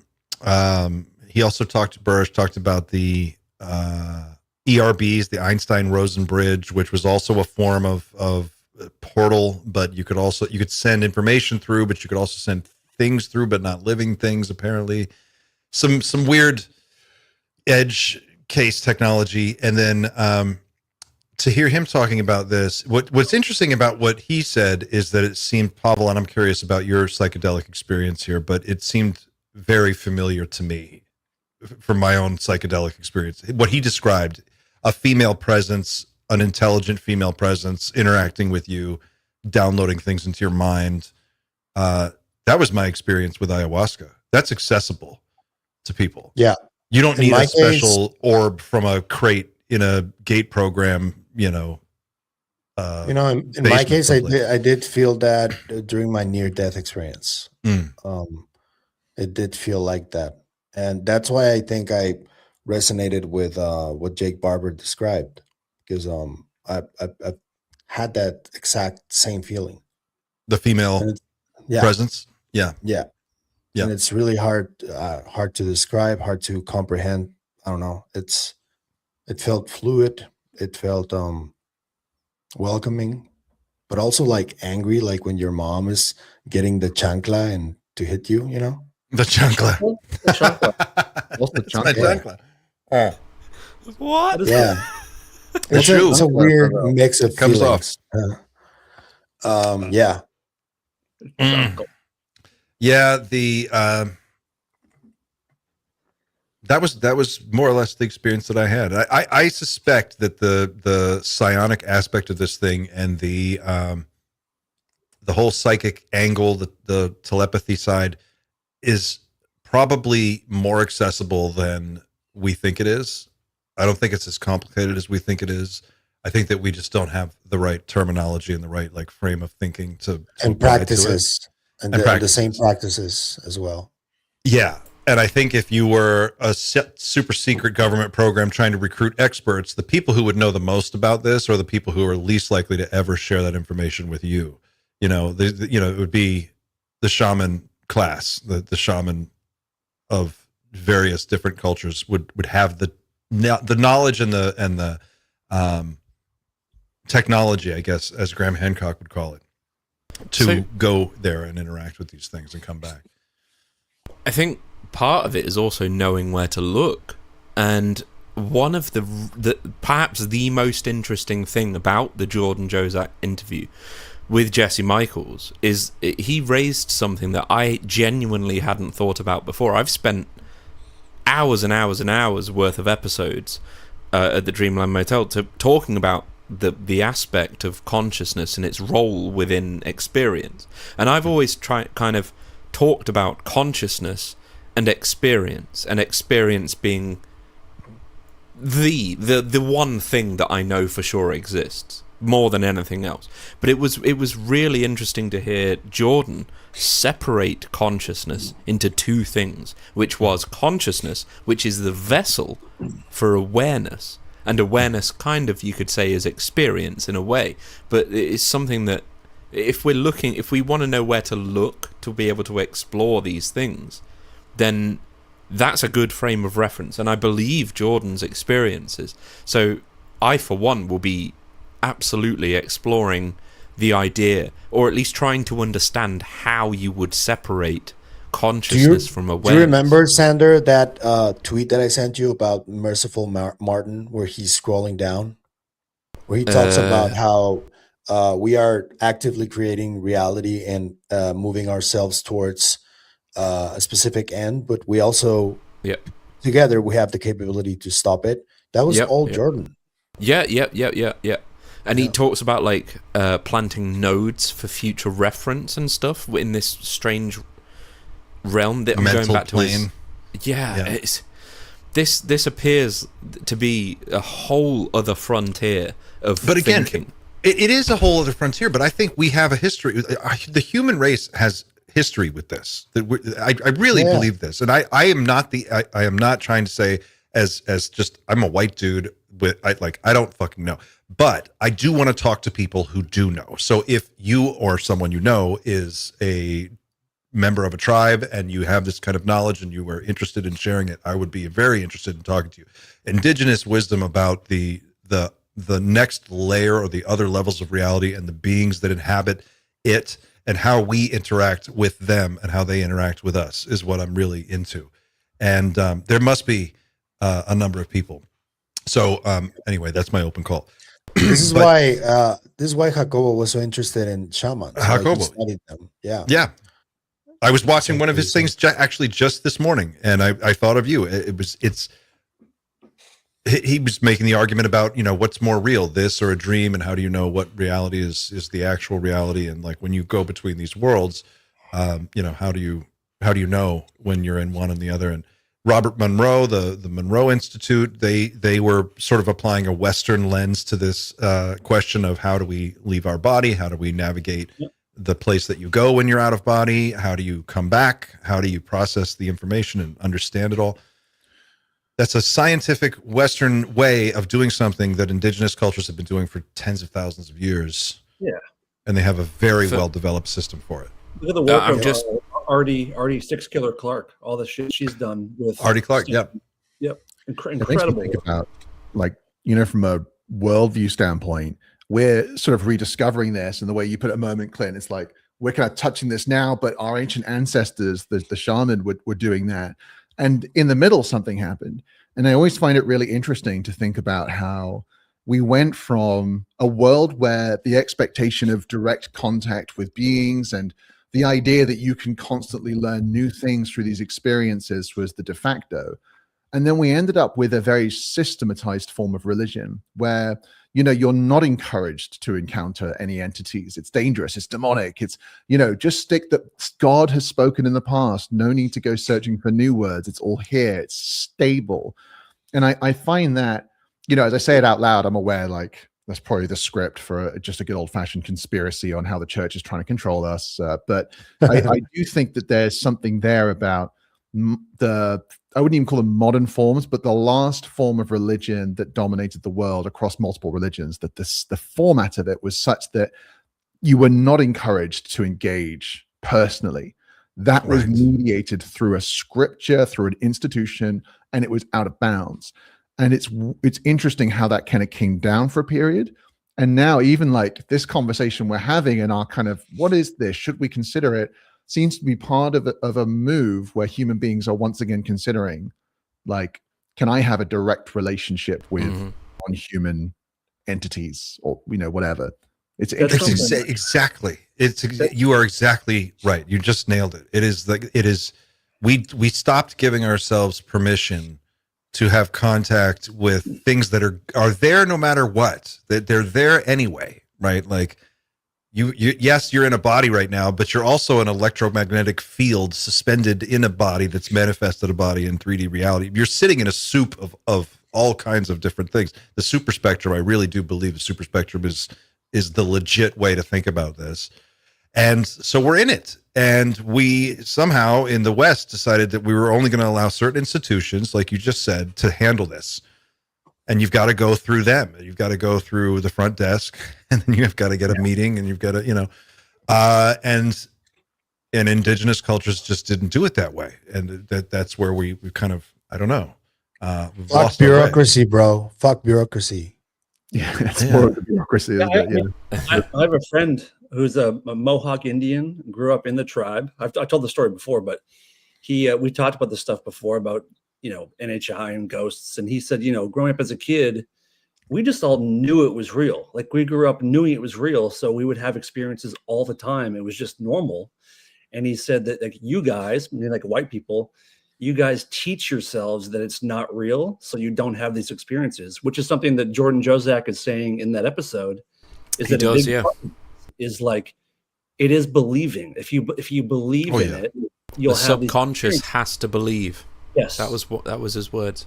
And that's something I think that like indigenous cultures, it's just part of their DNA is growing up with that belief, which is a knowing, and it opens you up to all kinds of stuff. Sure. That's why you burn libraries and you murder entire groups of people until there's no one left. And you take the children of, indigenous Native American people and you put them in a school and you teach them how to speak English and, the fucked up things that America and other countries, but America, specifically has done to the indigenous population. It's insane too. To wipe out not just a people, but to wipe out a alternative way of seeing reality.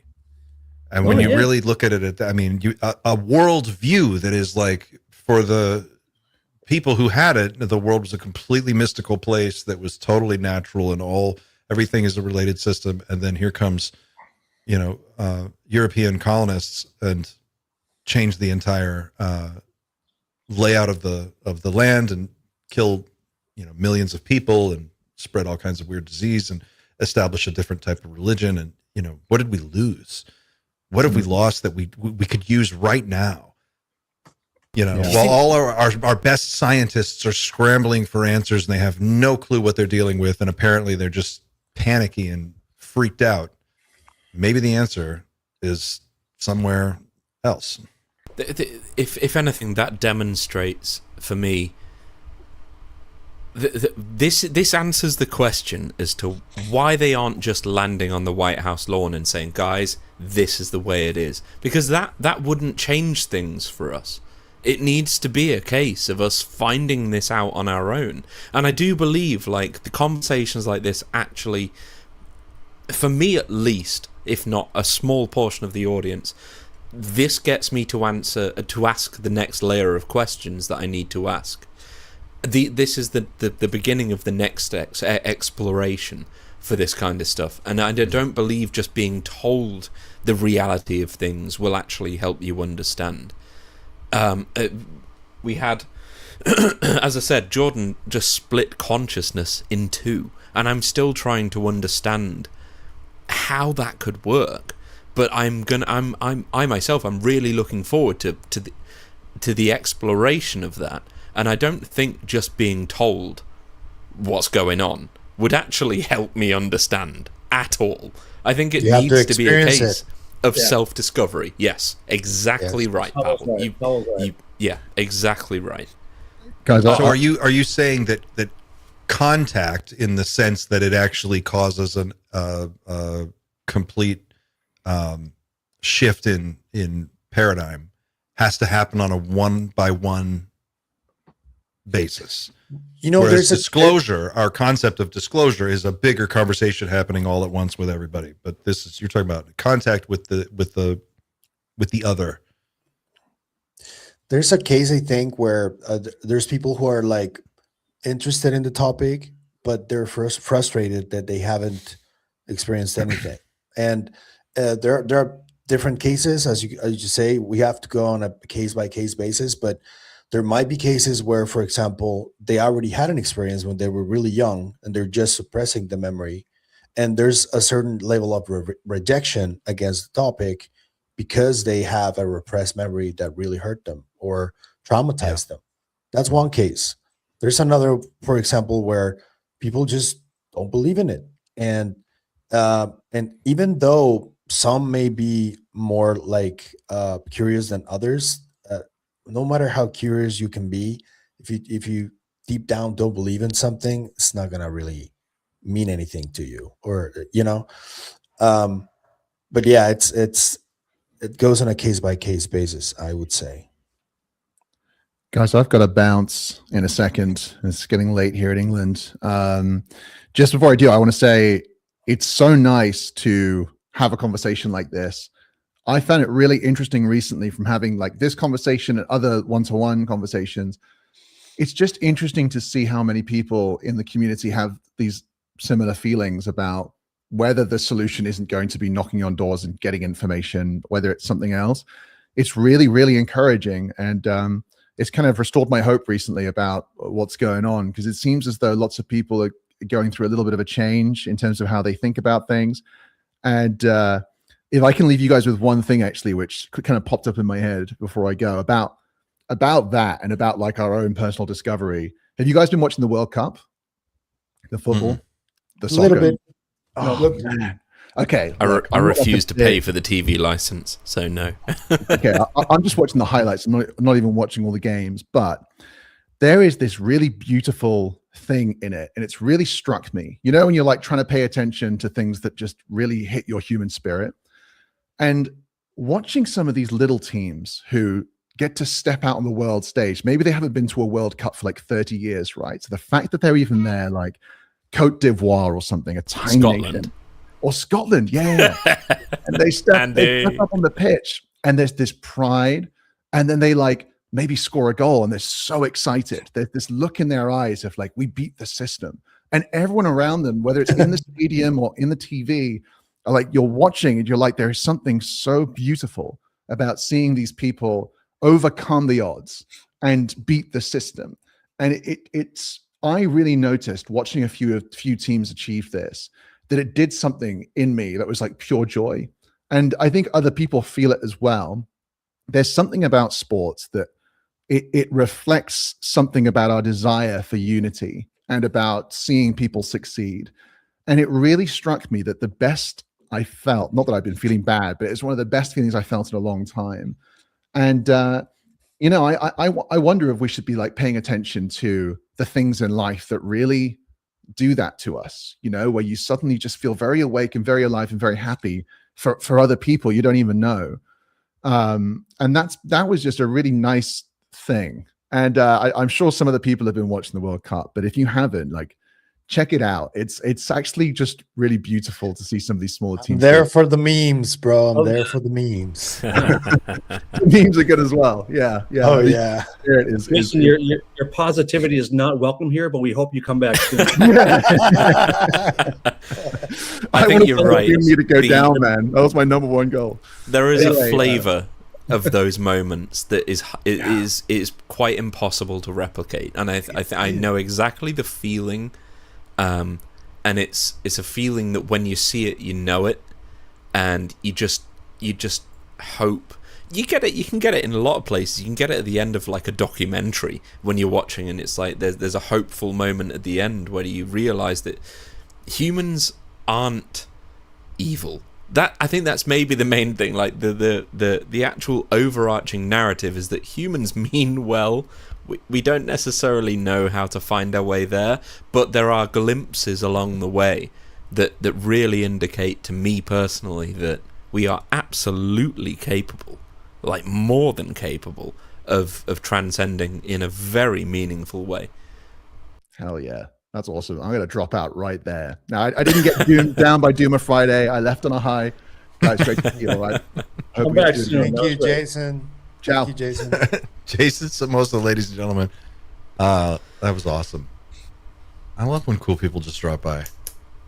Jason was great. I loved meeting him at Contact as well. He's such a nice guy. Just a great hang. Yeah. Yes. Really cool conversation. I have had some thoughts about this whole splitting consciousness into consciousness and awareness, and I'm kind of going to conflate awareness and experience because I imagine them to be the same thing. It's the essence of experience here. And consciousness is described by Jordan as a vessel, the carrier of awareness, right? And awareness is the thing that we all strive for, is that in the moment sort of, there is nothing else except a pure awareness, and that's the thing that Buddhists strive for example, the complete acceptance that there is only the now, and there's no present, and there's no future. But maybe it's the consciousness that provides the context of the past and the future, so that the brain very much produces consciousness, but awareness, as Jordan said, he described his brain as sticky in this interview. So that his brain was special because he was sticky in a way. He could grab onto things. And maybe it's a case that awareness is able to grab onto these sticky consciousnesses that can produce memories and desire and things like that. And maybe it's that awareness, as sad as it is, doesn't have the ability on its own to remember anything. It's that awareness is just the eyes. There's just eyes on the universe at all times. There's just something watching. That's it. And that everything else attached to it, the context that surrounds our entire life, is just the brain's consciousness that is produced, that just attracts this awareness, that we are the awareness at the end of the day. But perhaps the sad thing is that when we die, the consciousness has to die, because it is at the end of the day a fundamental product of the brain, and the awareness continues. Maybe just pure speculation, but I love this kind of thinking. Well, if consciousness is fundamental, then when our lights go out, if it is fundamental, and if it is a stream of thought of everything that's ever existed, like Sylvia, and we're part of that, it would make sense that when the lights go out, we just go back there. Well, that's where NDEs come in. I mean, the NDE community is just as big, if not bigger, than the UFO community, and they share a lot of overlap. And if you ever watch people talk about their NDEs, they're very similar in a lot of ways to abduction experiences or some kind of a contact experience. You know, people report being in hospice and seeing, they're there with a family member, and then their family member is talking about seeing grays, or sometimes children will see grays, different beings that aren't visible to the regular day-to-day awake, focused, aware person become visible to other people under different circumstances. And certainly that's the case with something like DMT, where you can have such a tiny puff of a substance that can change the entire reality around you. Your awareness is now in a completely different place. Yeah. And maybe consciousness is the water that it's all contained in, that everything's swimming in the same consciousness water, but your individual point of awareness is what's unique to you. And that you can roll up into a ball, you can send it somewhere, you can fly it around. It doesn't have to be confined to your body. I mean, that's at the very minimum, that's what Monroe discovered in his research at the Monroe Institute. I mean, they figured out the whole technique to not only leave your body, but transition through various layers of consciousness. They developed their own, is more accurate, I think. Right. They developed their own technique. Yeah. And there are others. Yeah, there are other effective techniques for doing all this stuff, of course. But go ahead. No, go ahead. I was just going to ramble. I like that Jordan was mentioning that for each of the kids in those programs, they all have their own ways to tap into the phenomenon or whatever. They all have different little moves, and you kind of have to figure out what works best for you. So there's not like one way to teach it.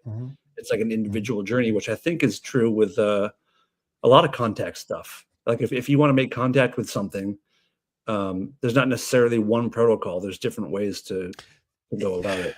This is an interesting. I just had this conversation with my wife yesterday. It's so funny. We were just talking about this, and we were talking about what is this thing called? Where I remember reading about this a few years ago, but it was relatively recently. That there is a difference between some people who have an internal monologue and those people who don't have an internal monologue. Yes, There's like a distinction. That's very scary that people don't have that. I don't have one. It freaks me out. I don't have You an don't internal have one? monologue. I don't hear. That is really weird. What? If I hear Somebody's supposed words to be in my talking head, to it's you the because whole someone's time, talking yeah. to me in my head.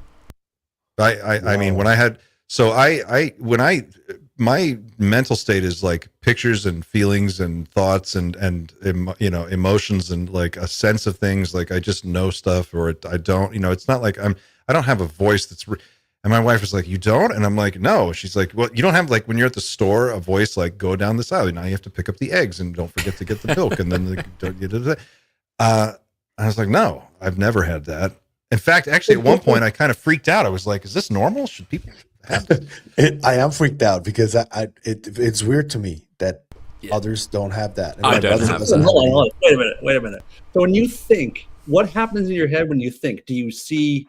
You don't hear words or see words. When I think, I just have a concept, and then I it's like clay. I just mold it like clay, and then sometimes it'll switch parts out like a Rubik's cube, or it'll something will just. It's like snapping together a 3D model, and then I can just when I try to express it in words, it just comes out. So I can just say whatever it is I'm trying to say, and I don't always do a great job of communicating it very well. So that's probably why maybe that's so why. interesting, dude. I just thought Very that was curious. I thought that was normal, and I didn't realize that's not normal. Like everything I think of, when I speak, I see every word that I'm saying in my brain written out.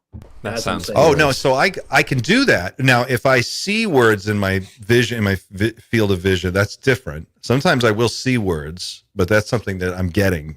I'll get something, or I can kind of program something if I want to like lock in. I want to wake up at a certain time. I can just see that number in my head, and then I'll wake up at that time. I can do What? those kind of things. Yeah, that's like a mental alarm clock. That's This is why you got to meditate, man. You got to meditate a little bit. So that stuff, and then so this is why not to make this about my story again, but the Jordan Jozak is talking about having contact with a female consciousness inside this sphere. So my ayahuasca experience was very similar.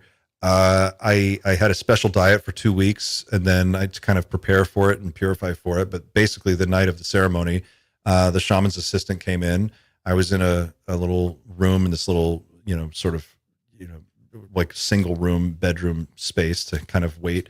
And she's like, "You're going to be, this is what's going to happen. You're going to come into the circle. The shaman's going to say a few words. He's going to come up and talk to you. He's going to ask you some questions. He's going to give you the ayahuasca. You're going to drink it. And when you drink it, you're going to go lie down on your mat. And then you're going to probably feel a little sick for a while. And then you're going to have this experience. And when you have this experience, you're going to meet a female spirit.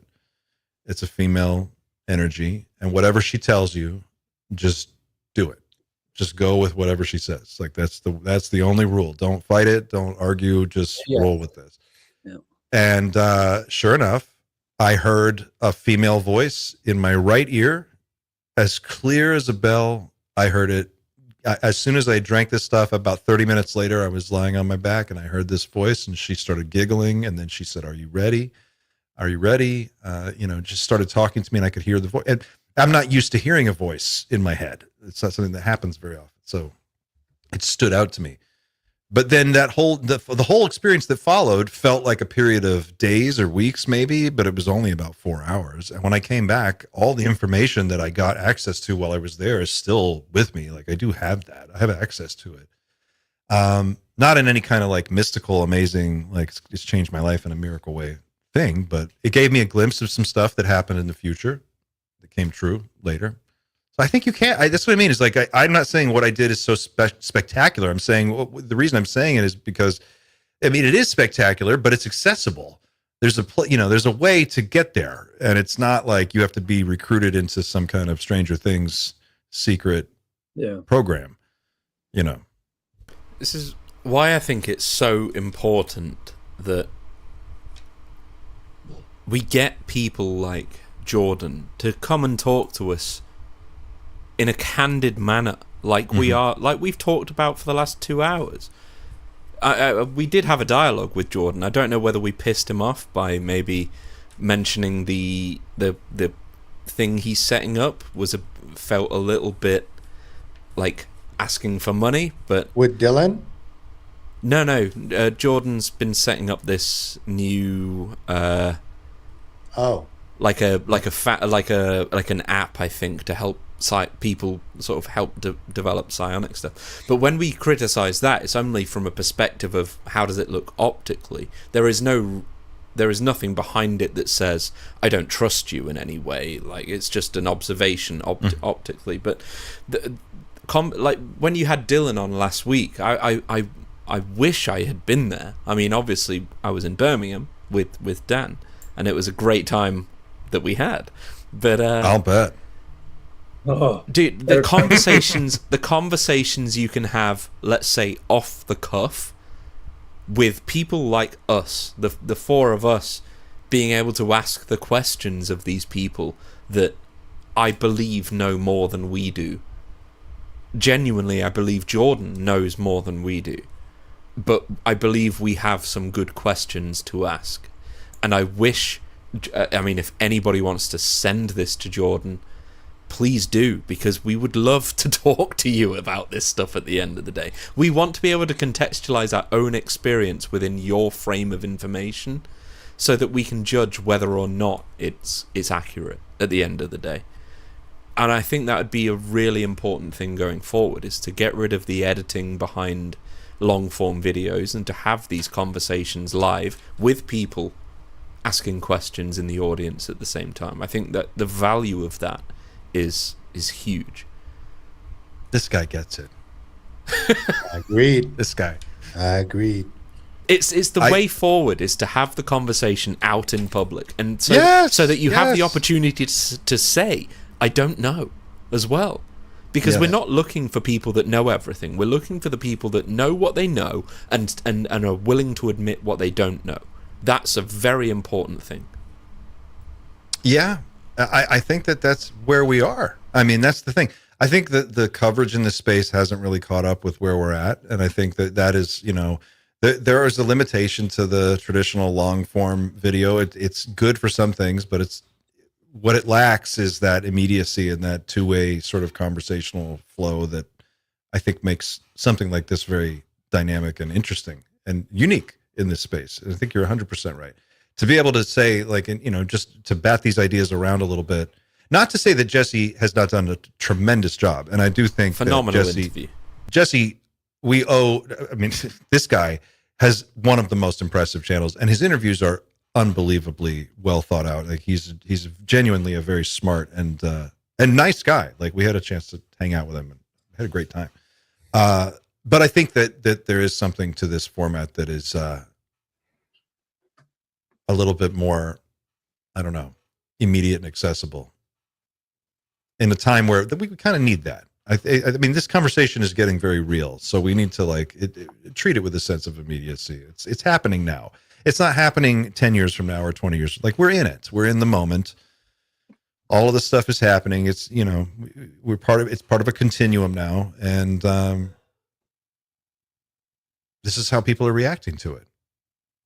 Whatever the final end result turns out to be, whether that's some kind of contact or a formal disclosure or not, and it just goes on like this for another 25 years. But we are in this weird phase where one way or the other, all of these other things are coming out, and we're having to absorb and deal with them.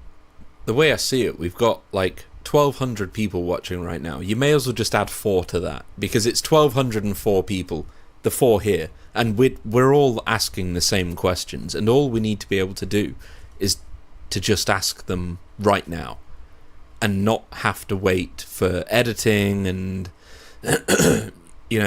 to whatever extent you feel comfortable answering, you should answer. But you're also not going to be thrust into a position where it's like, well, why don't you answer that for us? Like, we're here to just basically receive. Like, we've been sat here for so long, just like, please, just tell us anything that you've got, and we'll talk about it as a big group of people that are just willing to accept whatever we're told. Like, but also, we're going to ask the possibly the stupid questions that really bug us about this kind of stuff. Like, I want to explore what the difference between consciousness and awareness is, and I want to explore it in real time with somebody that claims to know the difference, or at least has experienced the difference, let alone maybe he can't explain it, but I want to try and get that flavor firsthand. And I think that's the next stage of this conversation, is getting that flavor from these people. I think that's a big part of it. It's like what the notion of disclosure, applies to different things. It's not just UFOs. This has been disclosed. I mean, a lot has been disclosed. And how do you act on that now? How do you understand it and apply it? Sorry, Pavel, you were about to say something. No, just, I was thinking about the potential candidates of who you could talk to about this. And if I were to pick one specifically, I would say this guy Buchanan, who's been on different shows. He's one of the OG remote viewers from Stargate. Oh, Lynn. Talk to one of those guys, I think, would be a great start to try and get in a conversation with them. And I would love to hear that on your channel, bro. That'd be fucking wild. Which channel? You're talking about this channel? On the Dreamland Motel, like the interviews that you do. Yeah. That'd be I just want to get a sense. Like, I've never tried psychedelics. I'm not a psionic asset. Like, I can't pretend to understand that experience. I can perhaps simulate one based on, like, what I've heard, but it will only resonate with a certain portion of the population that also hasn't experienced it. Yeah. But I also don't want to, like, misrepresent that experience. So I think that's the thing. It's like that is the real difference that Pavel's talking about earlier. It's like, and Jason to a certain extent too, is the direct experience. Like, you can just have when you go into a Catholic church and you look up at all the stained glass windows and all of the beautiful, detailed paintings and murals, or if you go into a mosque and you see all the beautiful tile work and intricate colors, and that is a human attempt to try and in the physical world recreate the experience of a psychedelic journey. And when you have one and you're there and you're in it and you understand what awareness is and how it's different than your body and how it's different than you start to feel you are it, you're doing it. And once you do it, it's like trying to explain what swimming is to someone who's never been in the water, and then to just take them and throw them in the water. And suddenly you've had that experience. Like, you can never put it into words, but it is accessible. And I think that once you've had it, I mean, they've done studies on this to the point where people who have had psychedelic experiences categorically rank them as one of the most important experiences of their lives, up to the death of a loved one or the birth of a child or a marriage or any other huge life event, and it generally makes people more calm and relaxed about their mortality. Sense of fear of death goes away, or at least is greatly lessened, because you understand that consciousness is not dependent on the body. It goes elsewhere and you're still you. I mean, it's one of the psychedelic study, the loosening of restrictions on psychedelics for study of treatment of PTSD and the other things that are going on right now is one of the most exciting things that's happening in medicine, I think. Yeah. Sander, I mean, perhaps don't go looking for an experience that may be a little too extreme for you. Like, don't try to die or something like that. You can like, if you're really, really curious and you want to experience it safely, I would say that the best possible way would be some kind of psychedelic, but not the stronger ones, you know? No, fuck Yeah. that, dude. Go strong. Go strong. I'm a sort of a. I'm still trying to follow, and it's strange because they did talk about this in the interview between Joe, Zach, and Jesse. Because Jesse asked him about synchronicity and stuff, and he talked about, and Jordan actually agreed with something that Danny said off air, actually, after we interviewed him. Danny, the laser Goler. experiment, Danny Goler. Goler. Because I think anybody that knows me at this point would know that I've been experiencing synchronicities to quite a scary degree over the last couple of years, and the latest round of which I haven't even made public yet. I don't even know whether I will. But Has there been more weird stuff since contact? Difficult to say right now. It's always one of those things where you recognize it a few weeks later, perhaps. Sure. Although the contact ones, it was literally like at that time I was recognizing it.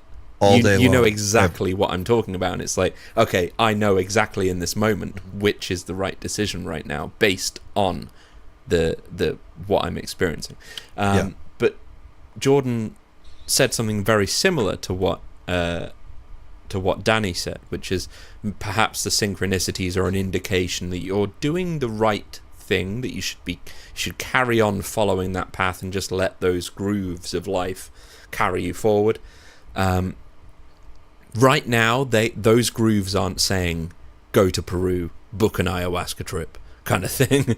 Like, I don't know whether that's the right thing for me to do right now. I think perhaps there is far more investigation to take place on my part, and I think it's meaningful investigation.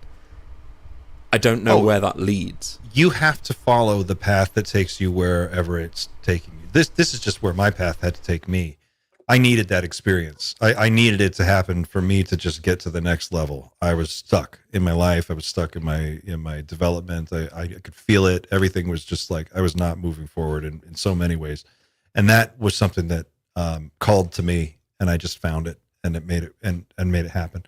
But it's not the only way, and it's not necessarily the best way. It's just what my experience was.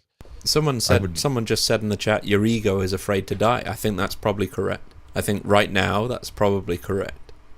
I don't know where that point changes. I really don't. But at least I'm not going to try and force this. We know that forcing it doesn't work, as far as I'm aware. I mean, I can't know for certain because I've not done it, but well, if you ever get to that point and you decide it's something you want to try, you know where to look and what to look for. And I think that, at the end of the day, synchronicities are just a signal to you that the world that we take is so completely locked in and solid is much more malleable than we might think. And your mental state is everything. It's the only thing.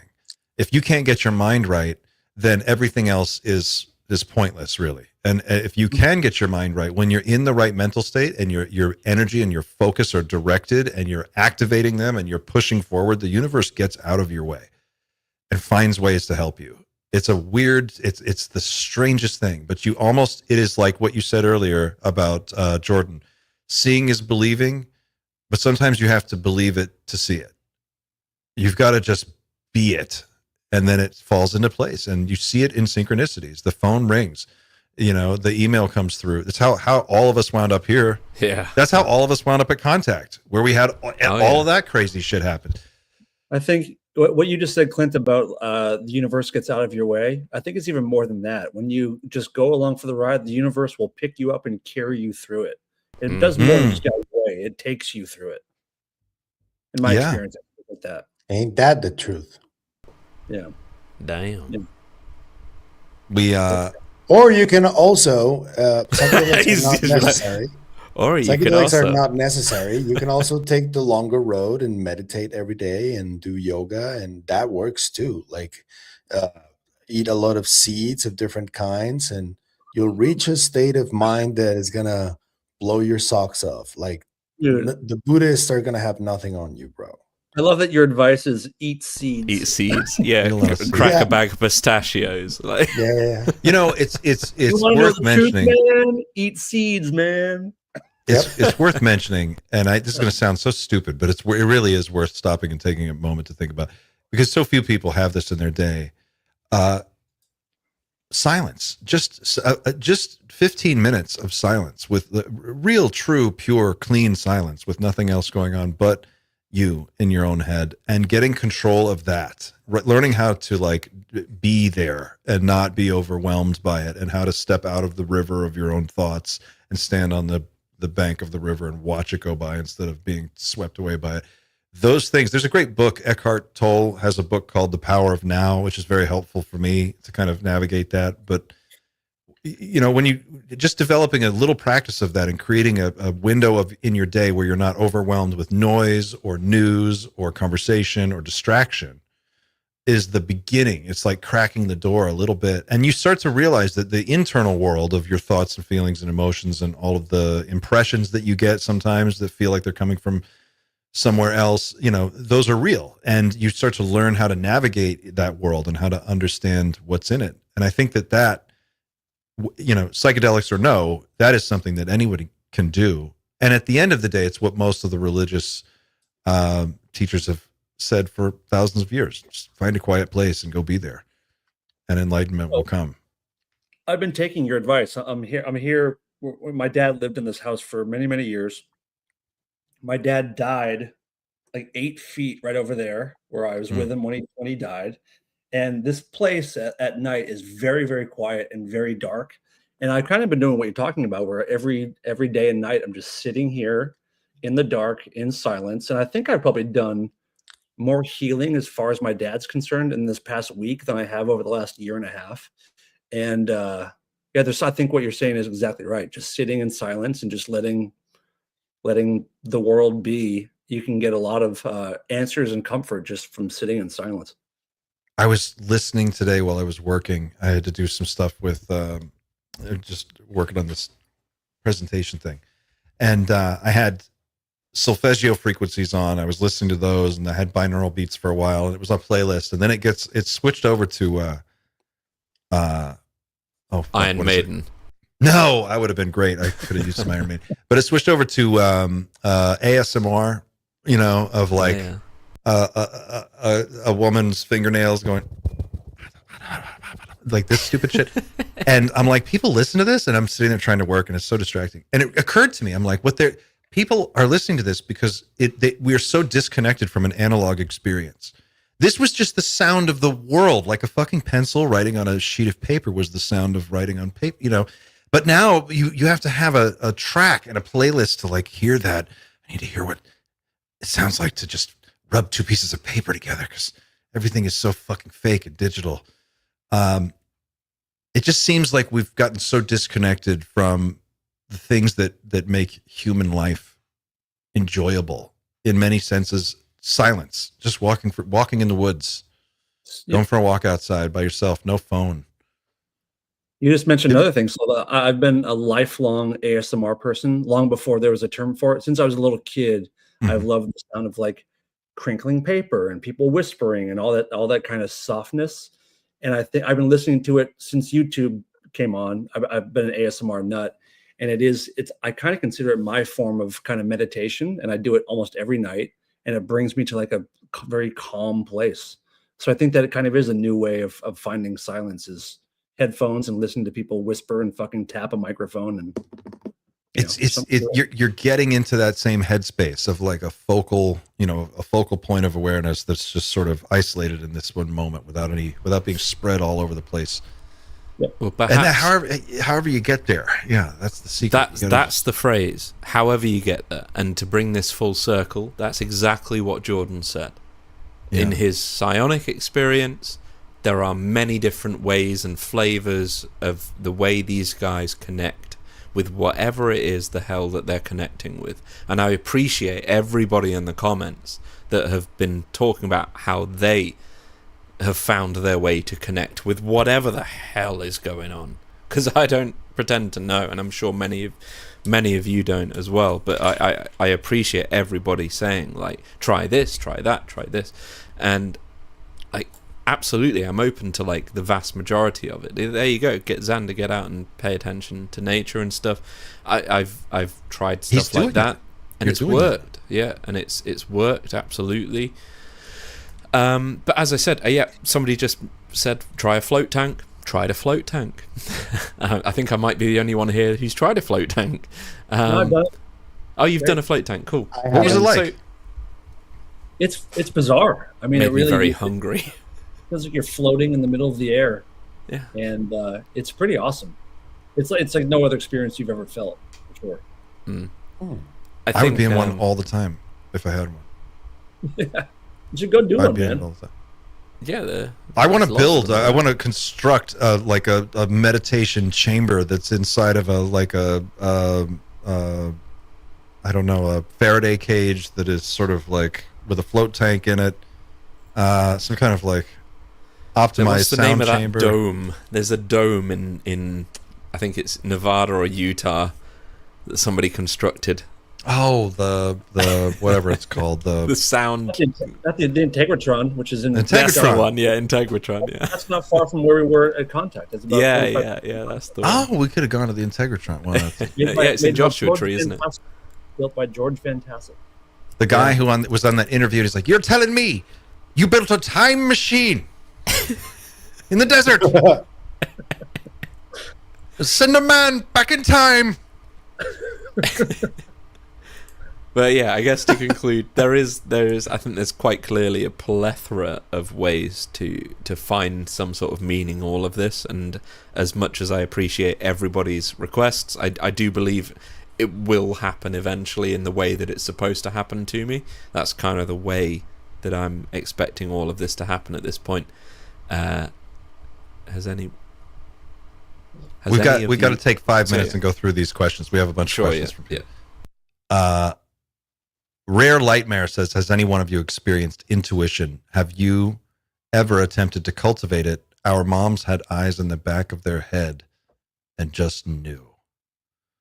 Yeah. Yeah. So yes, Pavel, yes. I have a very. Go ahead, Pavel. No, you first. You first. Oh, please, go ahead.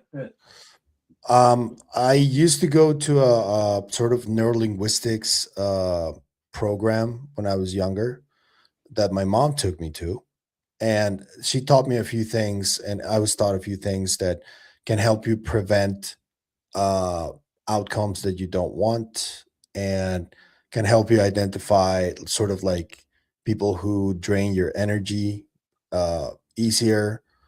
And they helped me, they taught me how to use something that they call the observer, which is like everybody has their own type of observer, but you use it to bring stuff to you or attract stuff to you. Mm. And that's something that, you know, a lot of people don't believe in it. I've been using some of those tools my entire life, and so far I can tell you that they do work. But you know, I guess it's sort of like a gray area for some, because there's people who don't believe in it and have never done it, and that's okay. How about you, Dan? What's your intuition like? I forgot what I was going to say. I'm sorry, I forgot. But sorry. I do have a strange ability to find lost things. I don't know if that's intuition or not, but like the other day, my wife texted me on the phone, and we're talking, and she said that like she lost the backing to her earring, and immediately I was like, oh, it's under the bed between the plastic dividing drawer thing and like the wall. And I was in Europe, and she went and looked there, and it was right there where I said it was going to be. And it was just something that popped in my head. I don't know if that's intuition or not, but it was a kind of a strange. I think it is. I've been able to do that for a long time. Sounds like premonition more than intuition. It sounds like what? Premonition, a little bit. I don't know. But it's non-local information. You dip in, you grab what you need, you get it. It comes naturally. It's there. It's talent. You have it. It's like being, you know, it's like not everybody can swim, but humans can swim. and it's a swimmable. Swimming is a learnable skill, and some humans can do it anyway, and some people need to take lessons. But you know, I think that's what you're talking about. And intuition. That's what I really think. A lot of this is we're overcomplicating it with a lot of ceremony and a lot of like flowery language and special technology. But really, what we're talking about is stuff that is at the heart of the human experience, and it's something that everybody, as children, has probably very clean access to. And the more you learn, and the older you get, and the more your belief structures calcify, you know, you just start to forget that that's a thing, because you got to go work as a key holder at GameStop, and if you don't get there in 15 minutes, then fucking, you know, Joey's gonna fire you, and where are you gonna, you know, yeah, it's like whatever, you got life, you know, is happening, and it's just the boring bullshit of day to day. You have bills to pay and all the others. The magic goes away, but children live in a world that is very magical and very intuitive and very, you know, they have access to all this stuff very readily. People in the chat, by the way, want a show of just our 4 wives talking, and we've talked about this before. We have discussed this privately about having a wife episode. I think That would actually be very funny. Not a chance. Someone should ask them. We should probably ask them first, see if they would actually do this. I don't know. Okay, another viewer My question. intuition is saying no to that. No. Elliot Vallis says, great video. If any of you can trip out with someone alive or dead, who would it be? I pick Bruce Lee. Trip out, go on a psychedelic trip with? Yeah. I said Hunter S. Thompson or Jesus. Yeah, I mean, that's the guy. Or Jesus. I want to get high with Jesus. Jesus. I don't care if this is considered blasphemy. I just I don't know. I thought Orson Welles. Turning water into wine, you know, like, or Bill Shatner. That's a party boy right there. You know, it'd be fun is to trip with the Tsar and see what he might say. Tripping with the Tsar. Oh my God. There's going to be an Element 115 gummy. Let's make them, dude. Someone's little triangle gummy, E115. Oh, that's brilliant. Guaranteed to time travel. Each piece 115 milligrams. There you go. Oh my God. Damn. There you go. That's the okay, so let's see here. We had one from Cole. Cole wanted to know. Sorry, Cole. This came in about an hour ago. There's a lot of talk going around about NHI races, most recently sentient plasma. Is this next year the year of NHI races? What the hell is going on? I said in January this is going to be the year of the bodies, and I'm sticking by it. I think we have a lot more to learn about the bodies. Well, what is your sense, everybody, about what's coming from Grush and Company? That there is there is a sense that there's some juicier information on the horizon. Without getting anybody in trouble, can we talk a little bit about what level of confidence you might have? He said during that press conference that he's seen pictures and videos of bodies, and he said that he is confident that those will be released. And he said that with confidence. So I think that stuff is coming. I think we will see. I think we will see bodies this year. This already happened. There's already a deal to release that between Grush and whoever. Is that an informed speculation, or is that just a feeling? It's Did a little birdie tell you? An opinion, just an opinion. Because I think you're right. Opinionated bird. It's just an opinion.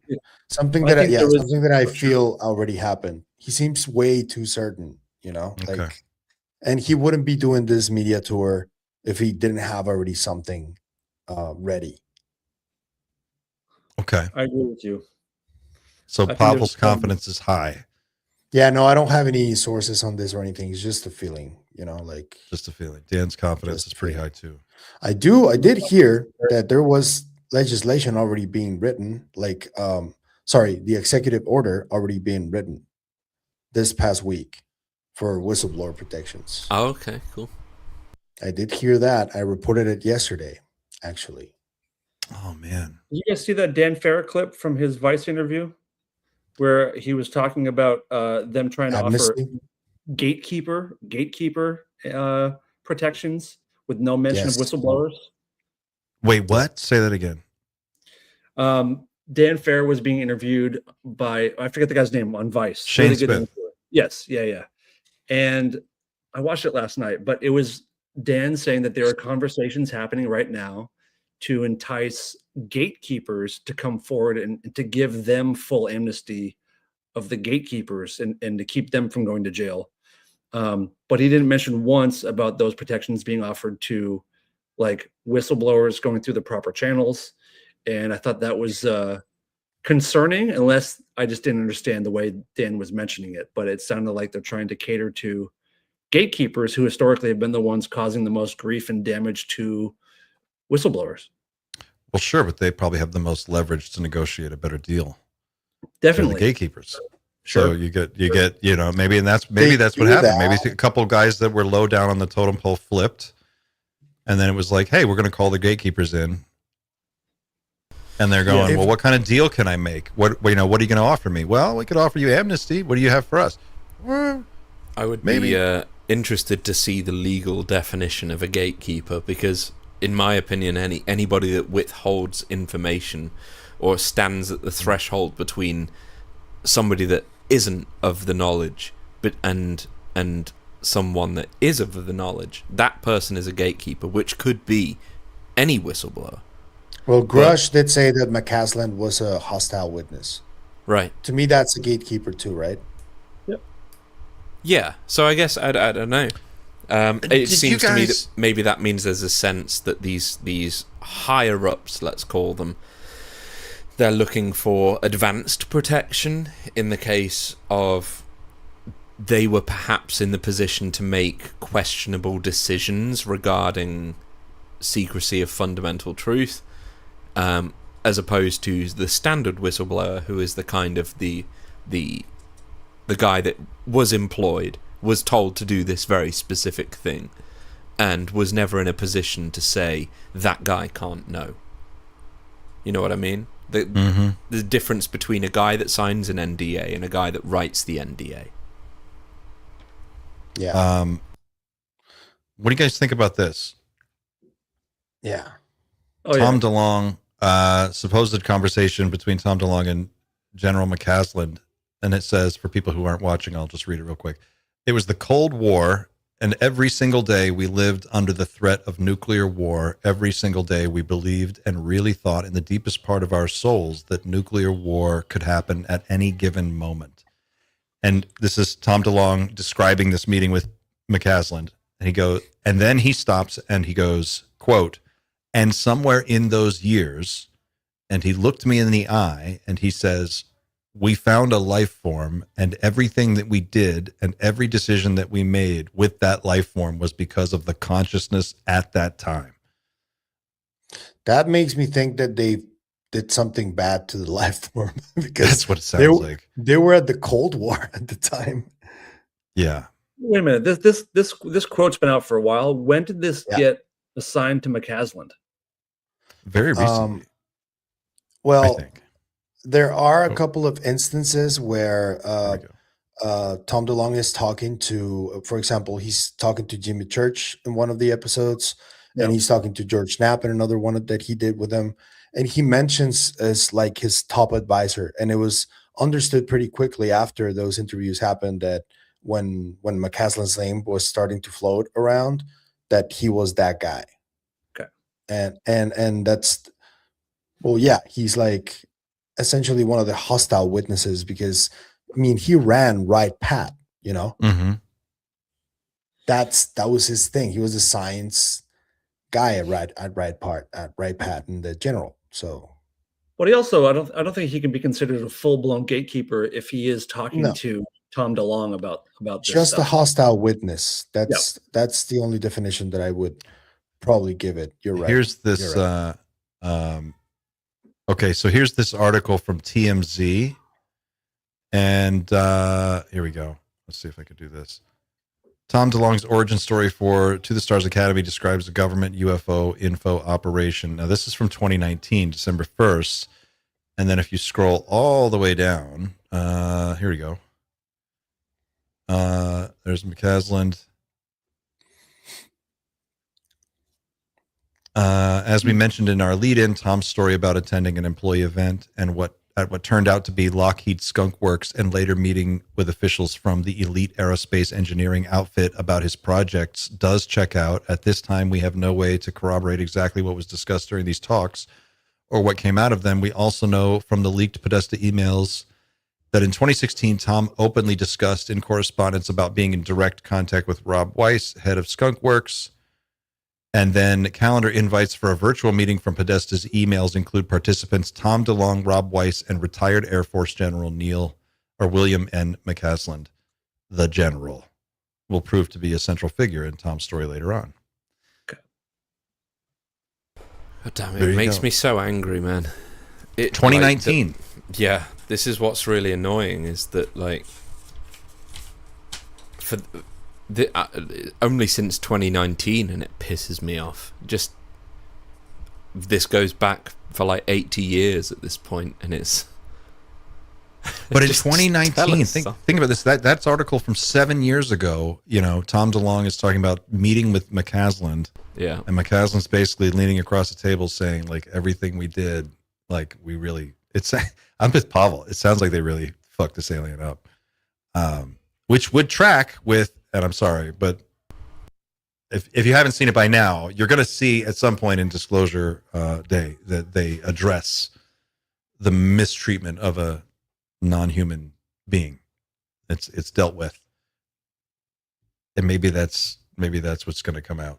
Maybe that's how. Did you guys see that this guy Jonathan Kaplan just came out with a book called Not for Disclosure? He's a British barrister. What's a barrister, Sander? Like a judge. So he's a former judge who used to run a publication that Prince Philip was very eager to read quite constantly. And he speaks about this incident from Russia that happened in the 70s. And he says that there was contact and that the Russians have a Tic Tac shaped object that they retrieve one of those for them. He was just yesterday with Ross, and Rob helped out in the production of that. It's a really interesting book. I think you guys should read it. So the Russians have a Tic Tac, maybe. Just come out with it. No one cares at this point. We're so playing far Disclosure Chicken, bro. That's why I say Disclosure Chicken. Just say it. All right, guys. I think I'm kind of done with the whole let's wait till the government just says something. Just fuck off. You can see mantis beings tonight. Yeah, tonight you can see them if you want. Can you tell Jeremy to just go dig shit up to the desert? Please. All right. Well, let's wrap it there, guys. That's two and a half hours. 1,200. It's been a pleasure. However, and 84 people, by the way. That's really good. That was a wonderful conversation, guys. It really was. And thanks for Jason for stopping by. That was a very nice surprise. Yeah, very he's nice so treat. cool. You never know what you're going to get here, folks. You never know, and that's he's one of those guys that remembers names and dates as well. And I always envy people that can do that, and I can't do that. Names and dates are hard. Names are tough sometimes. It takes me 2-3 times, but yeah. Maybe that's the no internal monologue thing. It blows my mind that you just don't think about stuff all day. You just. My wife said the same thing. She's like, "Really?" She got all weird with me. She's like, "You don't have a monologue? How do you?" You're just an empty vessel. A psychopath. An empty vessel. I guess. The only time, stay away from Clint. Demons. The only time the inner monologue turns up is when I'm thinking about it. It must exist. Other than that, I'm just on autopilot the whole time. You too? Okay. Oh yeah. I don't have an inner monologue unless I'm thinking about. Yeah. Unless I think one should exist. In which case, it shows up. Does that have? Okay. Just real quick, because I think part of a related part of this is that I also find people exhausting. Not everybody and not all the time, but being around people takes it out of me in a really heavy way. And it takes me, sometimes I have to take a day or two to just sort of be by myself to just recover from being in a big crowd. Like I needed a week off after contact just to be away from people. Do you have that, Xander? Does that happen to you? Yes. Yeah. Yep. Not a people person, personally. 90% of my time, I'm just with my wife and my dogs. It's so funny Sorry, because all of you are so good with people. Like you're all no, I'm serious. Like being around you guys in person, like all of you are so good with other humans. I'm surprised that you hate them so much. I don't hate people. Them. No, Just no. like being, not true. with, you know, I I like just get to scared of talking to I'm them. an old I think that's the man. main thing. I just love turned people. 40. I love talking to people, and I love meeting new people and making friends. And I really do love individual people. Like that's not the issue. It's being in a crowded place. The energy of a crowd is like disruptive, to me. And I need a quiet, empty space where I can just sort of like, focus my thoughts. And if I get into a chaotic situation, What are you talking about? You don't have any thoughts. well, you know what I mean. That's the type of things. But New Gerb just dropped. a new Gerb. Who the hell's that? We got to go. We got to let these people go watch Gerb's thing. All right, guys. We'll wrap it there. Thanks for watching this week. Thanks to everybody in our chat. Thanks to our mod squad for keeping everybody safe and keeping the conversation flowing. Sorry we didn't get too deep into the comments in this episode, but we had a lot to cover, and it was our first time getting all back together around the table since contact, so this was nice. It's just a nice chance to settle back in to a familiar, comfortable spot. So we're going to talk more next week. There's a lot to talk about. It's been a quiet week from me, but of course, Gerb's got a new video. Xander's always got something new coming out. Pavel will probably have another video by the end of the hour. Be sure to check out their channels. Go to Others from Another Mother as well, and check out Jason Samosa's channel if you haven't already. It's awesome, and you need to be a subscriber if you're not already. And go to teamnightshift.com, get on our mailing list. Don't forget to check out our awesome coffee. You can support the channel for about $20 a month, and we send you awesome coffee in return. It's a win-win. Everybody wins. I love it. It's a beautiful thing. Thanks for watching, guys. We'll see you next week. Keep looking up.